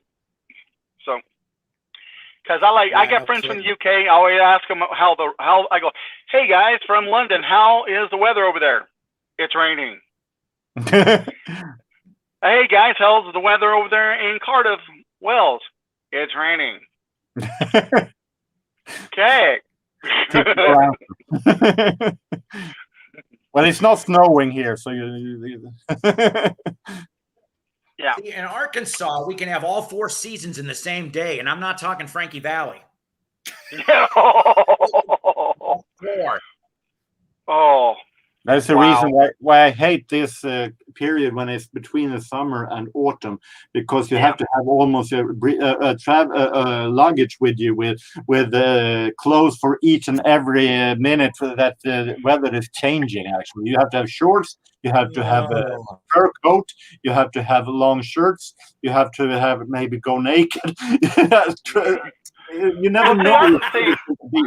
I live in a hot, humid climate and stuff like that. I don't like it. And all my friends all around the world ask me the reason why I don't like my weather. I said it's hot and humid. It's 80 degrees with the moisture of 70. And they said, why don't you like it? I go, okay, during the wintertime, I can dress up. I can put more layers on. I go, yep. I'm a 400-pound guy. I only can take so much off before the cops are called.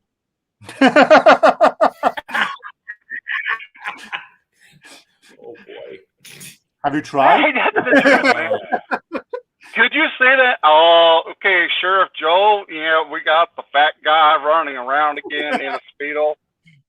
The stripper. Hey, listen. It's no, I'm the only stripper that gets paid to put my clothes on. Okay, please put your clothes on. Here's $20. Get dressed. I'll give you the breakfast service. Oh boy. See, when the good strippers come on, they sit down in front. When I come on, they go, everyone up in front. I need to go to the Grove. That's where I need to go. Yeah, no kidding. Speaking of that, because I know you came in a little late.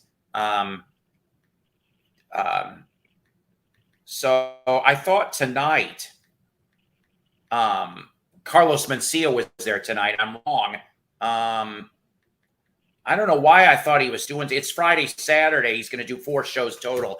I'm debating about going Saturday night to go see Mencia, but I'd have to go right after work. It'd be they only have general admission, $25 tickets. But I'm like, I need to call them and find out what they need. Well, no. That's actually a really good price because when he was here early 2010s, the tickets were double the price. So why have the mighty have fallen? And they have not mentioned when Tim Meadows or Gilbert Gottfried will be there. They are supposedly Gilbert Gottfried would be fun to see. Because the movie I remember he was in was Ford Fairlane. You remember that movie, Ford Fairlane? Oh, Jesus. I forgot about Ford. Isn't Ford Fairlane Andrew Dice Clay? Yes, it is. Oh, God. Hickory dickory dock. Oh, my God. At least you got to see Christopher Titus, man. Christopher Titus is really good. Did you see my pick with him? I'm going to get out of here now because I'm going to watch some TV before I go to bed. Oh, okay. I get it. I'm putting you to sleep. I get that. Okay. It is. You know what? Thanks for coming on and spending time with us. It is around nice meeting you. 10:20 here in the evening. Yeah, 6 hours ahead, right? Boy, yeah. I don't blame you. I don't blame you at all. Take care, everybody. Like I said, you're welcome anytime, my friend. You take care. Yeah, thanks. Nice to be here. Well, nice meeting you, sir. How nice. I like him. I always have. First time I met the guy, and I like him also. Yeah, I don't get too many European members of the audience. I mostly get, of course, U.S. and Canada. I get some Canada. I think one time I actually did have an Australian member, which was neat too. Dave says the original Dracula is on Sven this weekend. You're right. Unfortunately, I won't. I mean, I did see it before a couple months ago on Sven, but I guess some people are pretty gripey on the Sven networks. Bitch and whine about last week's Abbott and Costello, Jekyll and Hyde episode. You'll have to excuse me for a moment, Paul. Talk about a story. I have to get the power cord. So tell an interesting story to the audience, please. Sure, no problem. Paul and I used to work at Walmart. I used to work with Walmart at him. I'm with him down here in Rogers off 8th Street in New Hope.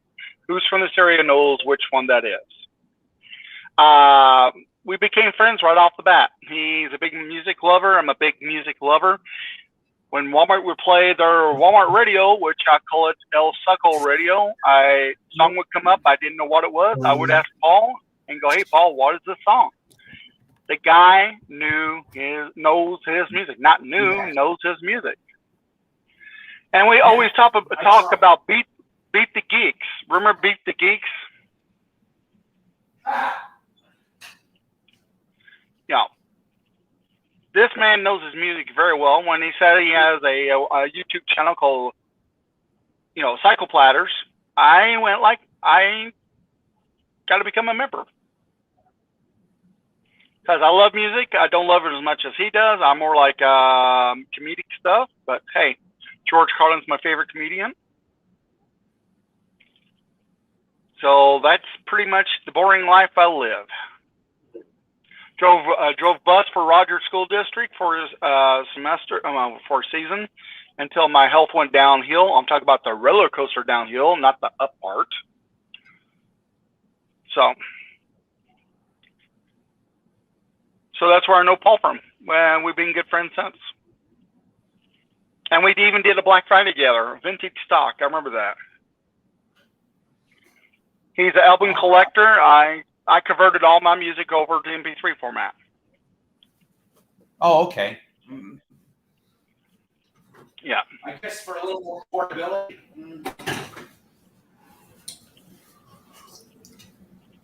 For more portability, you did it to MP3.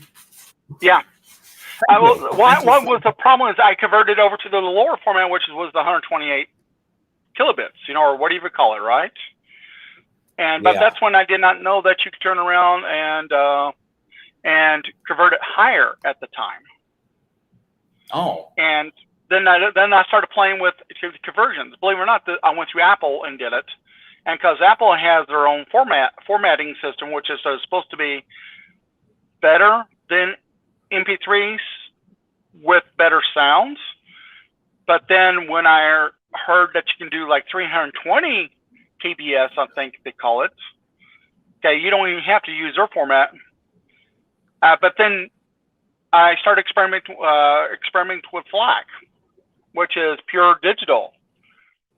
It's like I talked to a guy who shoots professional photography. He says a photographer does not use JPEG files.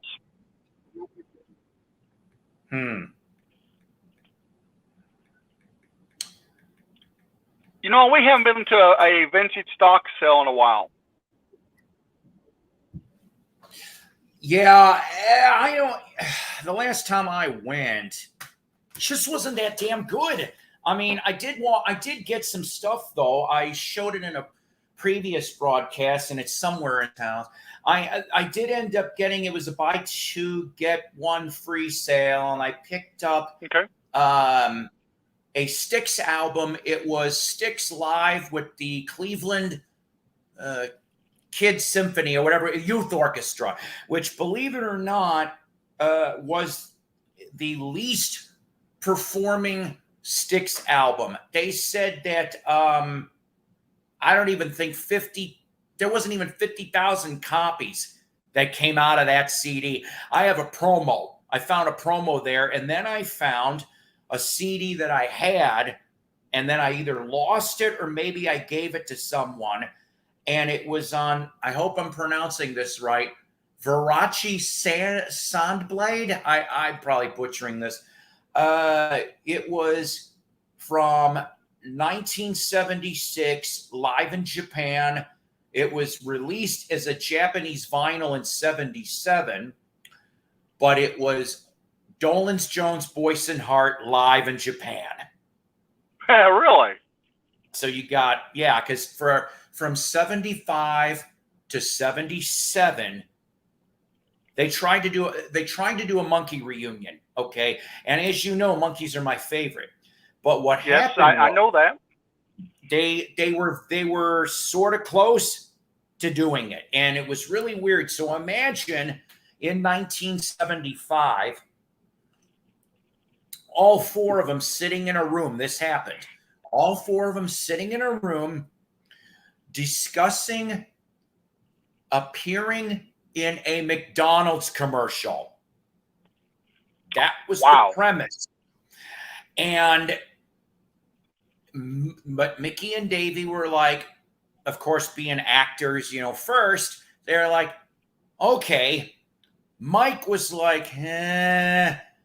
And it came down to Peter's vegetarian views as to why the commercial never happened. But all four of them, I guess, while they were in that room, they were like, somebody brought up, hey, do you want to do in 76 a Monkees reunion?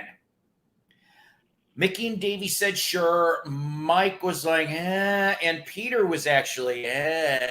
And that's why the reunion never happened in 76. So Mickey and Davy were like, somehow, they're like, but we want to go out. And so somebody came up with this idea about bringing Tommy Boyce and Bobby Hart, who co-wrote and wrote together songs that the Monkees ended up doing for those first two albums. But there was Boyce and Hart stuff even as far as for late 68, and then recorded leftovers that landed on instant replay in 69. So they've always been in the Monkee universe, but yet had their own stuff. Boyce and Hart albums, if you can find them, grab them, because they're not that easy to find. But so they decided, hey, we're going to go out like this as a foursome. And it was called, originally, the original posters actually said the Monkees, and they had to yank that because there was a lawsuit. And it said the people that sang them and the people that wrote them. That's how they ran this tour. So from 75 to early 77, they went out on the road as Dolenz Jones, Boyce, and Hart. And on YouTube, you can catch, let's see, they actually did a TV special. It's weird. It's weird. Mickey ends up in drag. I'm not going to tell you why. You're going to have to, anybody out there that is, just look up Dolenz Jones, Boyce, and Hart special, TV special. That will come up, and so will the Dinah Shore show, because they were on there too with Dinah Shore. I have a story for you. Okay. Okay. You say you've been down here since 2005, 2007, right? 2007 summer. Technically, I didn't move here till August 07 after I took that Kerm job, radio job, for 30 days. Ooh. Okay, you worked at Kerm, okay? I worked at KMO. That's right, you did. Now, KMO, midnight to where was 6 shift. KMO located? It was located right there where the Scottsdale Center is. It's right there where it's like where Men's Warehouse was right there. In Rogers Scottsdale Center. The chicken place everyone likes that I don't care about. Oh, you mean Raising Cane's? No, the other one. Zaxby? No, that's a good place. You got me. I don't know. Okay, I think Petco's back there. Slim Chickens. Which one? Slim Chickens? Yeah, no. Yeah, I'm not a big fan of chicken place. Yeah. Okay, that's where it used to be at. Because across the street from that, there used to be a driving range and a golf cart track and bumper boats and mini golf. So I was working for KMO. I was doing midnight 6 shift. Okay. Wow. So when I was first hired on, I had to record only 2 things. That was it. Because they did RJ Steele from midnight to 5 in the morning. Okay, and this was broadcasted satellite, and the only thing I had to make sure everything was connected correctly and let it run. Okay, so I'm there for about 2 weeks, and then what happened is they said, oh, by the way, we're going live. And I thought we were live. They said, no, we're no longer doing RJ Steele. You're going to be music, and you got to learn how to use the system. Okay, now that's before it was all computerized. Okay, that's when you had music on CDs, right? Yeah. All to the youngins out there, CDs, compact disc, yada, yada, yada, right? So what happened is the devices, there were dials, okay? From 1 to 15 was rock and roll. Okay? Okay. What? You remember that, don't you? Dial. Yeah, the pods. I only ever worked at one station with pod dials. And so 1 to 15 or 1 to 12 was rock and roll, okay? Mm-hmm. Anything above that was country music. So KMO, which I go, KMO 94.3, your place for new country. This is Night Ranger coming through, you know, stuff like that. And so they didn't tell me they had four systems. They even had a DAC system, which I really liked, and a reel-to-reel. And you recorded commercials onto the DAC or the reel-to-reel and play them at the time of the commercials. Okay. So here I am. I'm sitting there like that. They don't tell me that. I think it was CD player 4. Well, if you put it on 12, or if you put it on a number, it will jump down to like 2. Okay. Oh, geez. And you won't know it until it's time to do it, right? Okay. So here I am. It's like my first night on a Saturday night doing this, right? And I'm like, okay, cool. I'm doing good. I'm following the list. Okay. I'm running the news. Don't have to do the weather. I'm very, very, bashful on the mic because I'm afraid I'm going to burp, or something like that. And, which honestly, if I burped over the mic, I think I would have more people that would listen to me, right? So here I'm dialing in the music. Okay, I'm playing this song. Yeah, okay, I see. I watch the bars. I slide down, slide up the other one, and it's playing, right? So I got to the point where I could watch the countdown and get the other one going. So here I am. I think it was. I don't remember which track it was. I think it's supposed to be track 14, but for some reason went to track 4. Okay. About 3-ish in the morning. Okay, you don't have a ringer in there. You have a flashing light. And I answer, KMO 94.3, your place for new country. I hear this country, this southern accent. That's not rock and roll. Or no, he goes, that's not country. I go, excuse me, that's not country. That ain't Waylon Jennings. I go, oh, okay, thank you, right? So what the hell? So I fade the speakers inside in, right? Guess what it was? Yeah. Nazareth, Hair of the Dog. And back then they couldn't put in the word son of bitch. They couldn't say it. So therefore, that's why they never played it, because it was unedited. And I went like, I'm going like, holy crap, I'm fired. Yeah. But you got away with it because nobody else was listening, right? 3 o'clock in the morning. Yep. Yeah, I mean, come on. Man, that's funny. 3 o'clock in the morning, man. Come on. That's why they put people like me on the radio.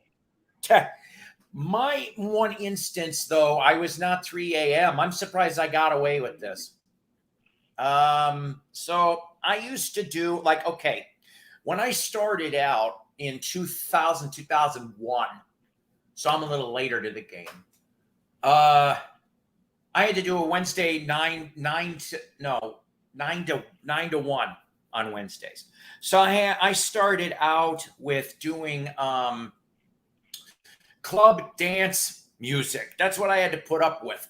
And they're like, you do this for because I was just finishing college. You do this for a semester, we'll give you your summer show. You can do what you want. Okay, thank you. So I did that. I did a good job. They gave me the summer show. So I had about 3.5 months. So I could play anything I wanted. Well, I also did interviews along with music I was playing. And somehow I was having a little board problem. And an F word slipped through, and I didn't know I could have sworn I shut my mic off. And I'm like, this fucking tape machine. And then finally I was able to get it to do the interview. And I'm like, I looked and what was it? Somebody called, but it was not from the station. It was one of my regulars. And they're like, you let an F slip. I'm like, and I looked and my damn mic I'm like, oh shit. I didn't say that until he shut the but I'm going. That was my F moment. But I must have got away with it because Saturday 9 to noon was the hangover crowd. So I got away with it for once. Oopsie! I used to mess with people. You know, I like all kinds of music, so I would go. Of course. I went from Black Sabbath's Fairies Wear Boots to Partridge Family's Can You Feel My Heartbeat. I segged it, and I just went without saying shit. And the phones would ring up, and I'm like, WCRX 88.1, and they're like, are you playing Partridge Family? Like, yes, yeah, I just got done. And you had Black Sabbath. Oh, very good. That means you're listening. And he goes, what kind of station is this? I go, for 3 hours, it's my station. That's why I just mine and hang up. And I go, thanks for listening. Click. So I remember another time I went from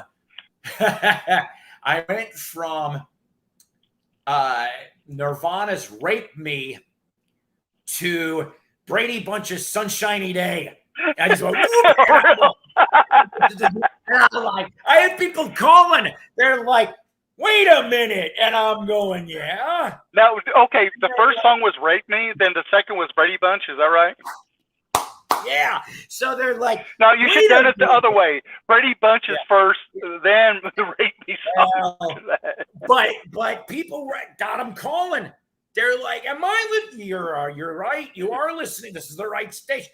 They're like, and then one of them said to me, like, you got a few bats in that belfry, don't you? Yes. And they all have names. And I go, thanks for listening. And I hung up. And I mean, I would just do all kinds of shit like that. I think one time I went from, have you ever heard of a doom metal band called Trouble? They were based out of Chicago. Really good. No, I have not. If you like that kind of, it's actually was doom metal, borderlining on, it was Christian lyrics, but major, they were in the early days, they were underground. But Trouble was an excellent band. So I played Trouble. I can't remember what cut. It was off of so here was my setup. Yeah, there was always a CD player that was always messed up. We had 4 CDs. So we had that. I had, get this, I had a DAT machine. This is when DAT system, which I love. Out. Yeah, and they spent all this money on a DAT, and we rarely used it. So it was like, so we had a DAT, and then I had a regular cassette, and I had 4 CDs.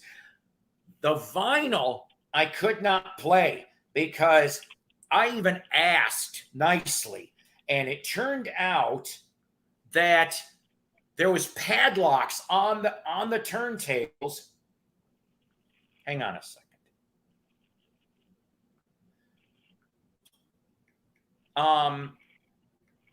So the thing is that if I was going to play vinyl, what I had to do was I had to take it my house and tape it down to cassette, and then I could play the vinyl.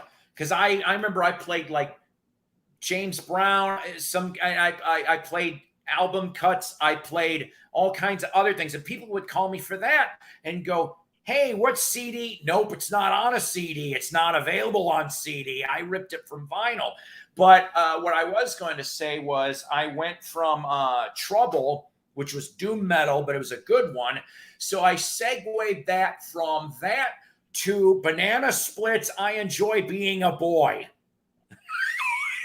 I had people call me and they're like, wait a minute. Yes, I did play Trouble. Great band. But what's Banana Split? That's right. You're listening. Thank you. Click. I because of you. Okay, this is your fault. Okay. Okay. Yes. Men Without Hats, the safety dance. Okay. Okay. Okay. Remember when I was telling you? I said, "Well, that was that's the only thing I've heard of them." And then you said, "No, it says Pop Rules the World." Remember when you told me that at the neighborhood market? So I had to look that up. And I remember watching the video and we're like, holy crap, they did do another song in the United States, Pop Goes the World. Okay. Yes. 2 days ago on XM Radio, XM Series, Sirius XM, you want to call it, right, on the 80s channel. Yeah. I knew that song by the first chord. Oh, yeah. Pop Goes the World. Oh, my God. Yeah, I mean, a lot of these 80s bands, I get a little bit ignorant on, because over anybody watching from Europe or the mega music geeks, that there was more hits for a lot of these bands that were over in Europe than we got. Like, I guess maybe it could have been shifting musical climates, all kinds of other things. Dixie and the Midnight Runners, is that right also? Yeah, Dexy had more hits. Tears for Fears, I think, had more hits. Here's one that I tried to grasp. They're huge in the UK. Status Quo. Now, I'm like, I tried. I love Pictures of Matchstick Men. Love that song. Total Psych, Status Quo. I love that song. I could see where Spinal Tap took a little bit of their influence from that song. And then the only other song that ever made it here in America was their version of Rockin' All Over the World from the mid-70s. I think I don't know if John Fogerty wrote it or John Fogerty did it, but Status Quo did it too, and it actually was a top 40. But I have tried to listen to Status Quo. Maybe I'm missing something here. I don't know. I have a lot more hits. They had so many hits over there. It's just like, okay, Cliff Richard. Cliff Richard, if I remember correctly, had 100, I want to say 100 British top 40 hits since he started in the late 50s with Cliff Richard and the Shadows. And I'm sitting here and I'm like, okay, well, they tried to get him here in the US. He started out, if I remember correctly, in the late 50s, early 1960s on ABC Paramount as a solo artist. And it didn't work very well. In fact, it didn't work until the 70s when he started having things like We Don't Talk Anymore, or A Woman in Love, or that duet he did with Olivia Newton-John, Suddenly, that kind of stuff. But he had more hits after that little phase in the UK. So he's one of those people that I'm like, I don't know 90% of Cliff's catalog. But what I'm saying is he seemed to be more European-centric for fans than he really was in the US. It's just like that. I don't know. I'm sorry. I don't even remember how we got on the tangent on this.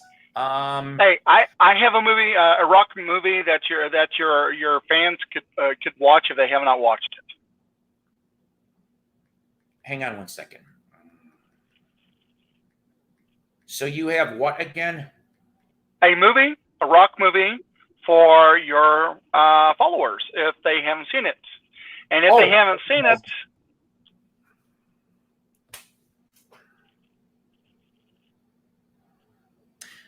Calvin, I think right. The Smiths, I don't think had any U.S. hits, even in the top 40. Yeah, and I am Smith ignorant. I know who was in the Smiths.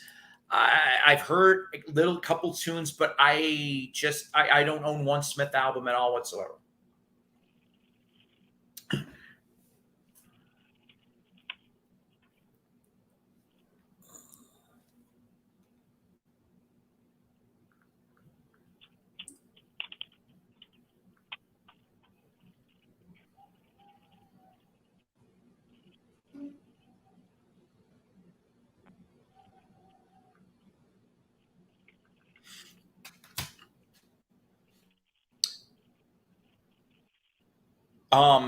Paul, just to let you know something, on my videos, I know some people will go off and show YouTube videos in their videos. I won't do that due to dream that happened a few months ago. I didn't necessarily get a copyright strike, but I was just given a, hey, guess what? So so what I'm going to ask you, because I don't know if you were going to pull it up to show as a clip, but No, it was not. What movie are we talking about? The Phantom of the Park. Oh, dear Lord. Yeah. No, I was not going to pull up the video, and I was just going to say it. Yeah, the Phantom of I know how the Park. touchy YouTube can be. 1978 Kiss. Hanna-Barbera's first live output. Oh my God. Vincent Price wasn't that right? No. No? If he would have been, it would have been a marginally better movie because I love Vincent Price. Oh boy. See, okay. Like I said, I'm a big Kiss fan. There were several things of the downfall of Kiss. Phantom of the Park was one of them. 78 was one of those things. That was the last, well, okay, maybe 79 was really the last year that Kiss had any American impact in regards to the press and everything else because of the Dynasty album and the return of Kiss type spiel. But that movie sucked so bad. And yes, I've seen it a couple times. I had it on VHS. Yeah. Excuse me. It was on the Kissology DVD box set. I do not know if it's volume 1 or 2. It is on there. You can watch it in DVD glory. But they said it was that combined with the solo albums in September of 78 is what crippled Kiss. And even Bill Aucoin, who was the manager at that time, they said the only reason why those Kiss solo albums came out was to attempt to stroke the individual members. Yeah. To stroke the individual egos of the Kiss members. And what happened was several different things. Number one, when all 4 of those albums came out, Neil Bogart, who owned Casablanca, you would have thought he would have learned his previous mistake. And I know I'm going on a slight tangent, so bear with me. When Casablanca was made basically for Kiss, okay, originally it was going to be called Emerald City Records, but there would have been a lawsuit from the Wizard of Oz.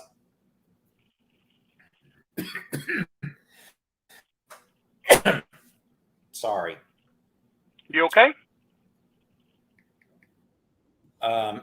You know what? I'm going to tell you something. I know people get worried when I cough a lot, but I had something in my tonsil area that I think I damaged something. Hang on one second. I got a new guest. I don't know when you came. Sorry, Hudson. But here's Hudson too. So, hi, Hudson.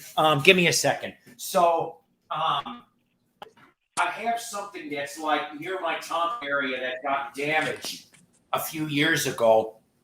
And I think I have a slight tear. So anything that hits down that windpipe will automatically give me a coughing reflex. Now, when I get my throatoscope, I call it, surgery, look down there, I'm going to see if they can burn it off. If not, I have a torch. Maybe he'll be. Yeah, there you go. So, but for Casablanca, when they started out in, it was 1974. I don't know if you've ever seen this album, but it was called The Best of the Tonight Show. It was a double album. Yeah, it was sound bites of various celebrity guests for the Tonight Show. Came with a poster, came with a booklet. It was, I don't know why Neil thought that this thing was going to go gangbusters. It just about crippled the company.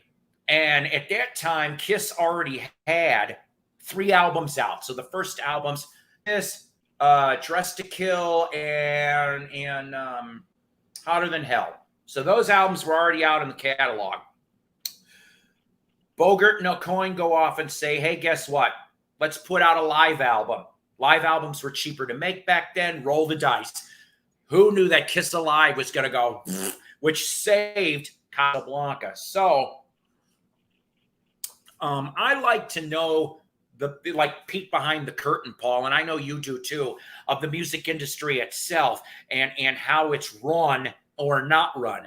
So when those solo albums came out in 78, and the original idea was they still were going to do the solo albums, but that the rest of the band would back up each of them on the solo albums, and they're like, and it didn't happen.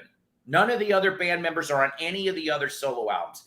So because Neil thought that this was going to be a success, he immediately shipped to all record outlets 1 million copies of each solo album.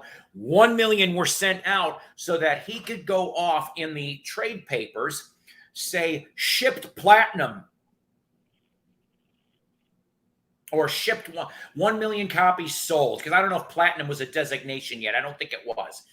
But it was shipped 1 million, 1 million sold of each one, so that he could blurt that out in the trade papers. The problem was, some of them started selling, but they started realizing, God, these albums, they're not so good. Ace's album was the best. Seriously, that was the one that had the top 40 New York groove. 45 was off of Ace's. And none of the other ones came close. Gene had the most guest stars. He had Bob Seger, Rick Nielsen, Helen Reddy. I'm like, what? You got all these people, and he tried to get a sneaky Beatle reunion on a song, and that didn't work. So what happened was, I told you each one got sold 1 million copies. Returns started coming back, because back then you weren't forced. I think now you're forced to take whatever and you can't return it, or at least that's what it was before all the digital age came. So the albums started coming back, and Casablanca's like, oh shit. A lot of them, maybe you remember when we were growing up in the 80s, you saw them in the cutout bins, those solo albums. I saw them in the cutout bins. I'm like going, huh? And I think I bought a couple of them at like ridiculous cheap prices. I think they had them down to like $298 an album. And I was just like, ridiculous. So now you're talking about the albums that they sent to the radio stations? No, I'm talking about the Kiss solo albums that got sent to record chains, not the DJ copy. Yeah. So, and overall, those solo albums pretty much crippled Kiss. They should never have done them, and I understand they were trying to vent off because everybody wanted to do their thing, but that's what it is. And I wonder what big broadcast is going on, because maybe Rach is back on. I went from about 15 people to 2. That's all right, though. Yay, my fans. Woo! No offense. I was going to wind this up in the next couple of minutes anyway, because I do have to take care of some things. I do too. I have enjoyed this. What? Yes, you know what? We'll just end this here. But Paul Porter, ladies and gentlemen, are you going to start a YouTube channel? Is this your channel, the Paul? Well, no, I'm going to start a channel. I have not made my mind up. I would like to call it the Paul, but it's probably been used. I don't know. Go research, my friend. Maybe you'll be blessed. I'm going to do research on it, and I'm going to talk about anything from music to, of course, my stuff is parapsychology and conspiracy theories. Good. See, we like the swing of things. Yeah, if once want to get it going, you want to come out and do some video with me? Yes, I definitely will do that. Okay. I'll tell you about me rodeoing Bob Seger. We're going to Paul. We're going to do that. I think for a special episode on a side series that I am planning on. I have got about 3 potential guests, so that would be 3 potential episodes. Right. You'd be one of them. Now, remember, that's been a long time ago, and I smoked a lot of weed back then, okay?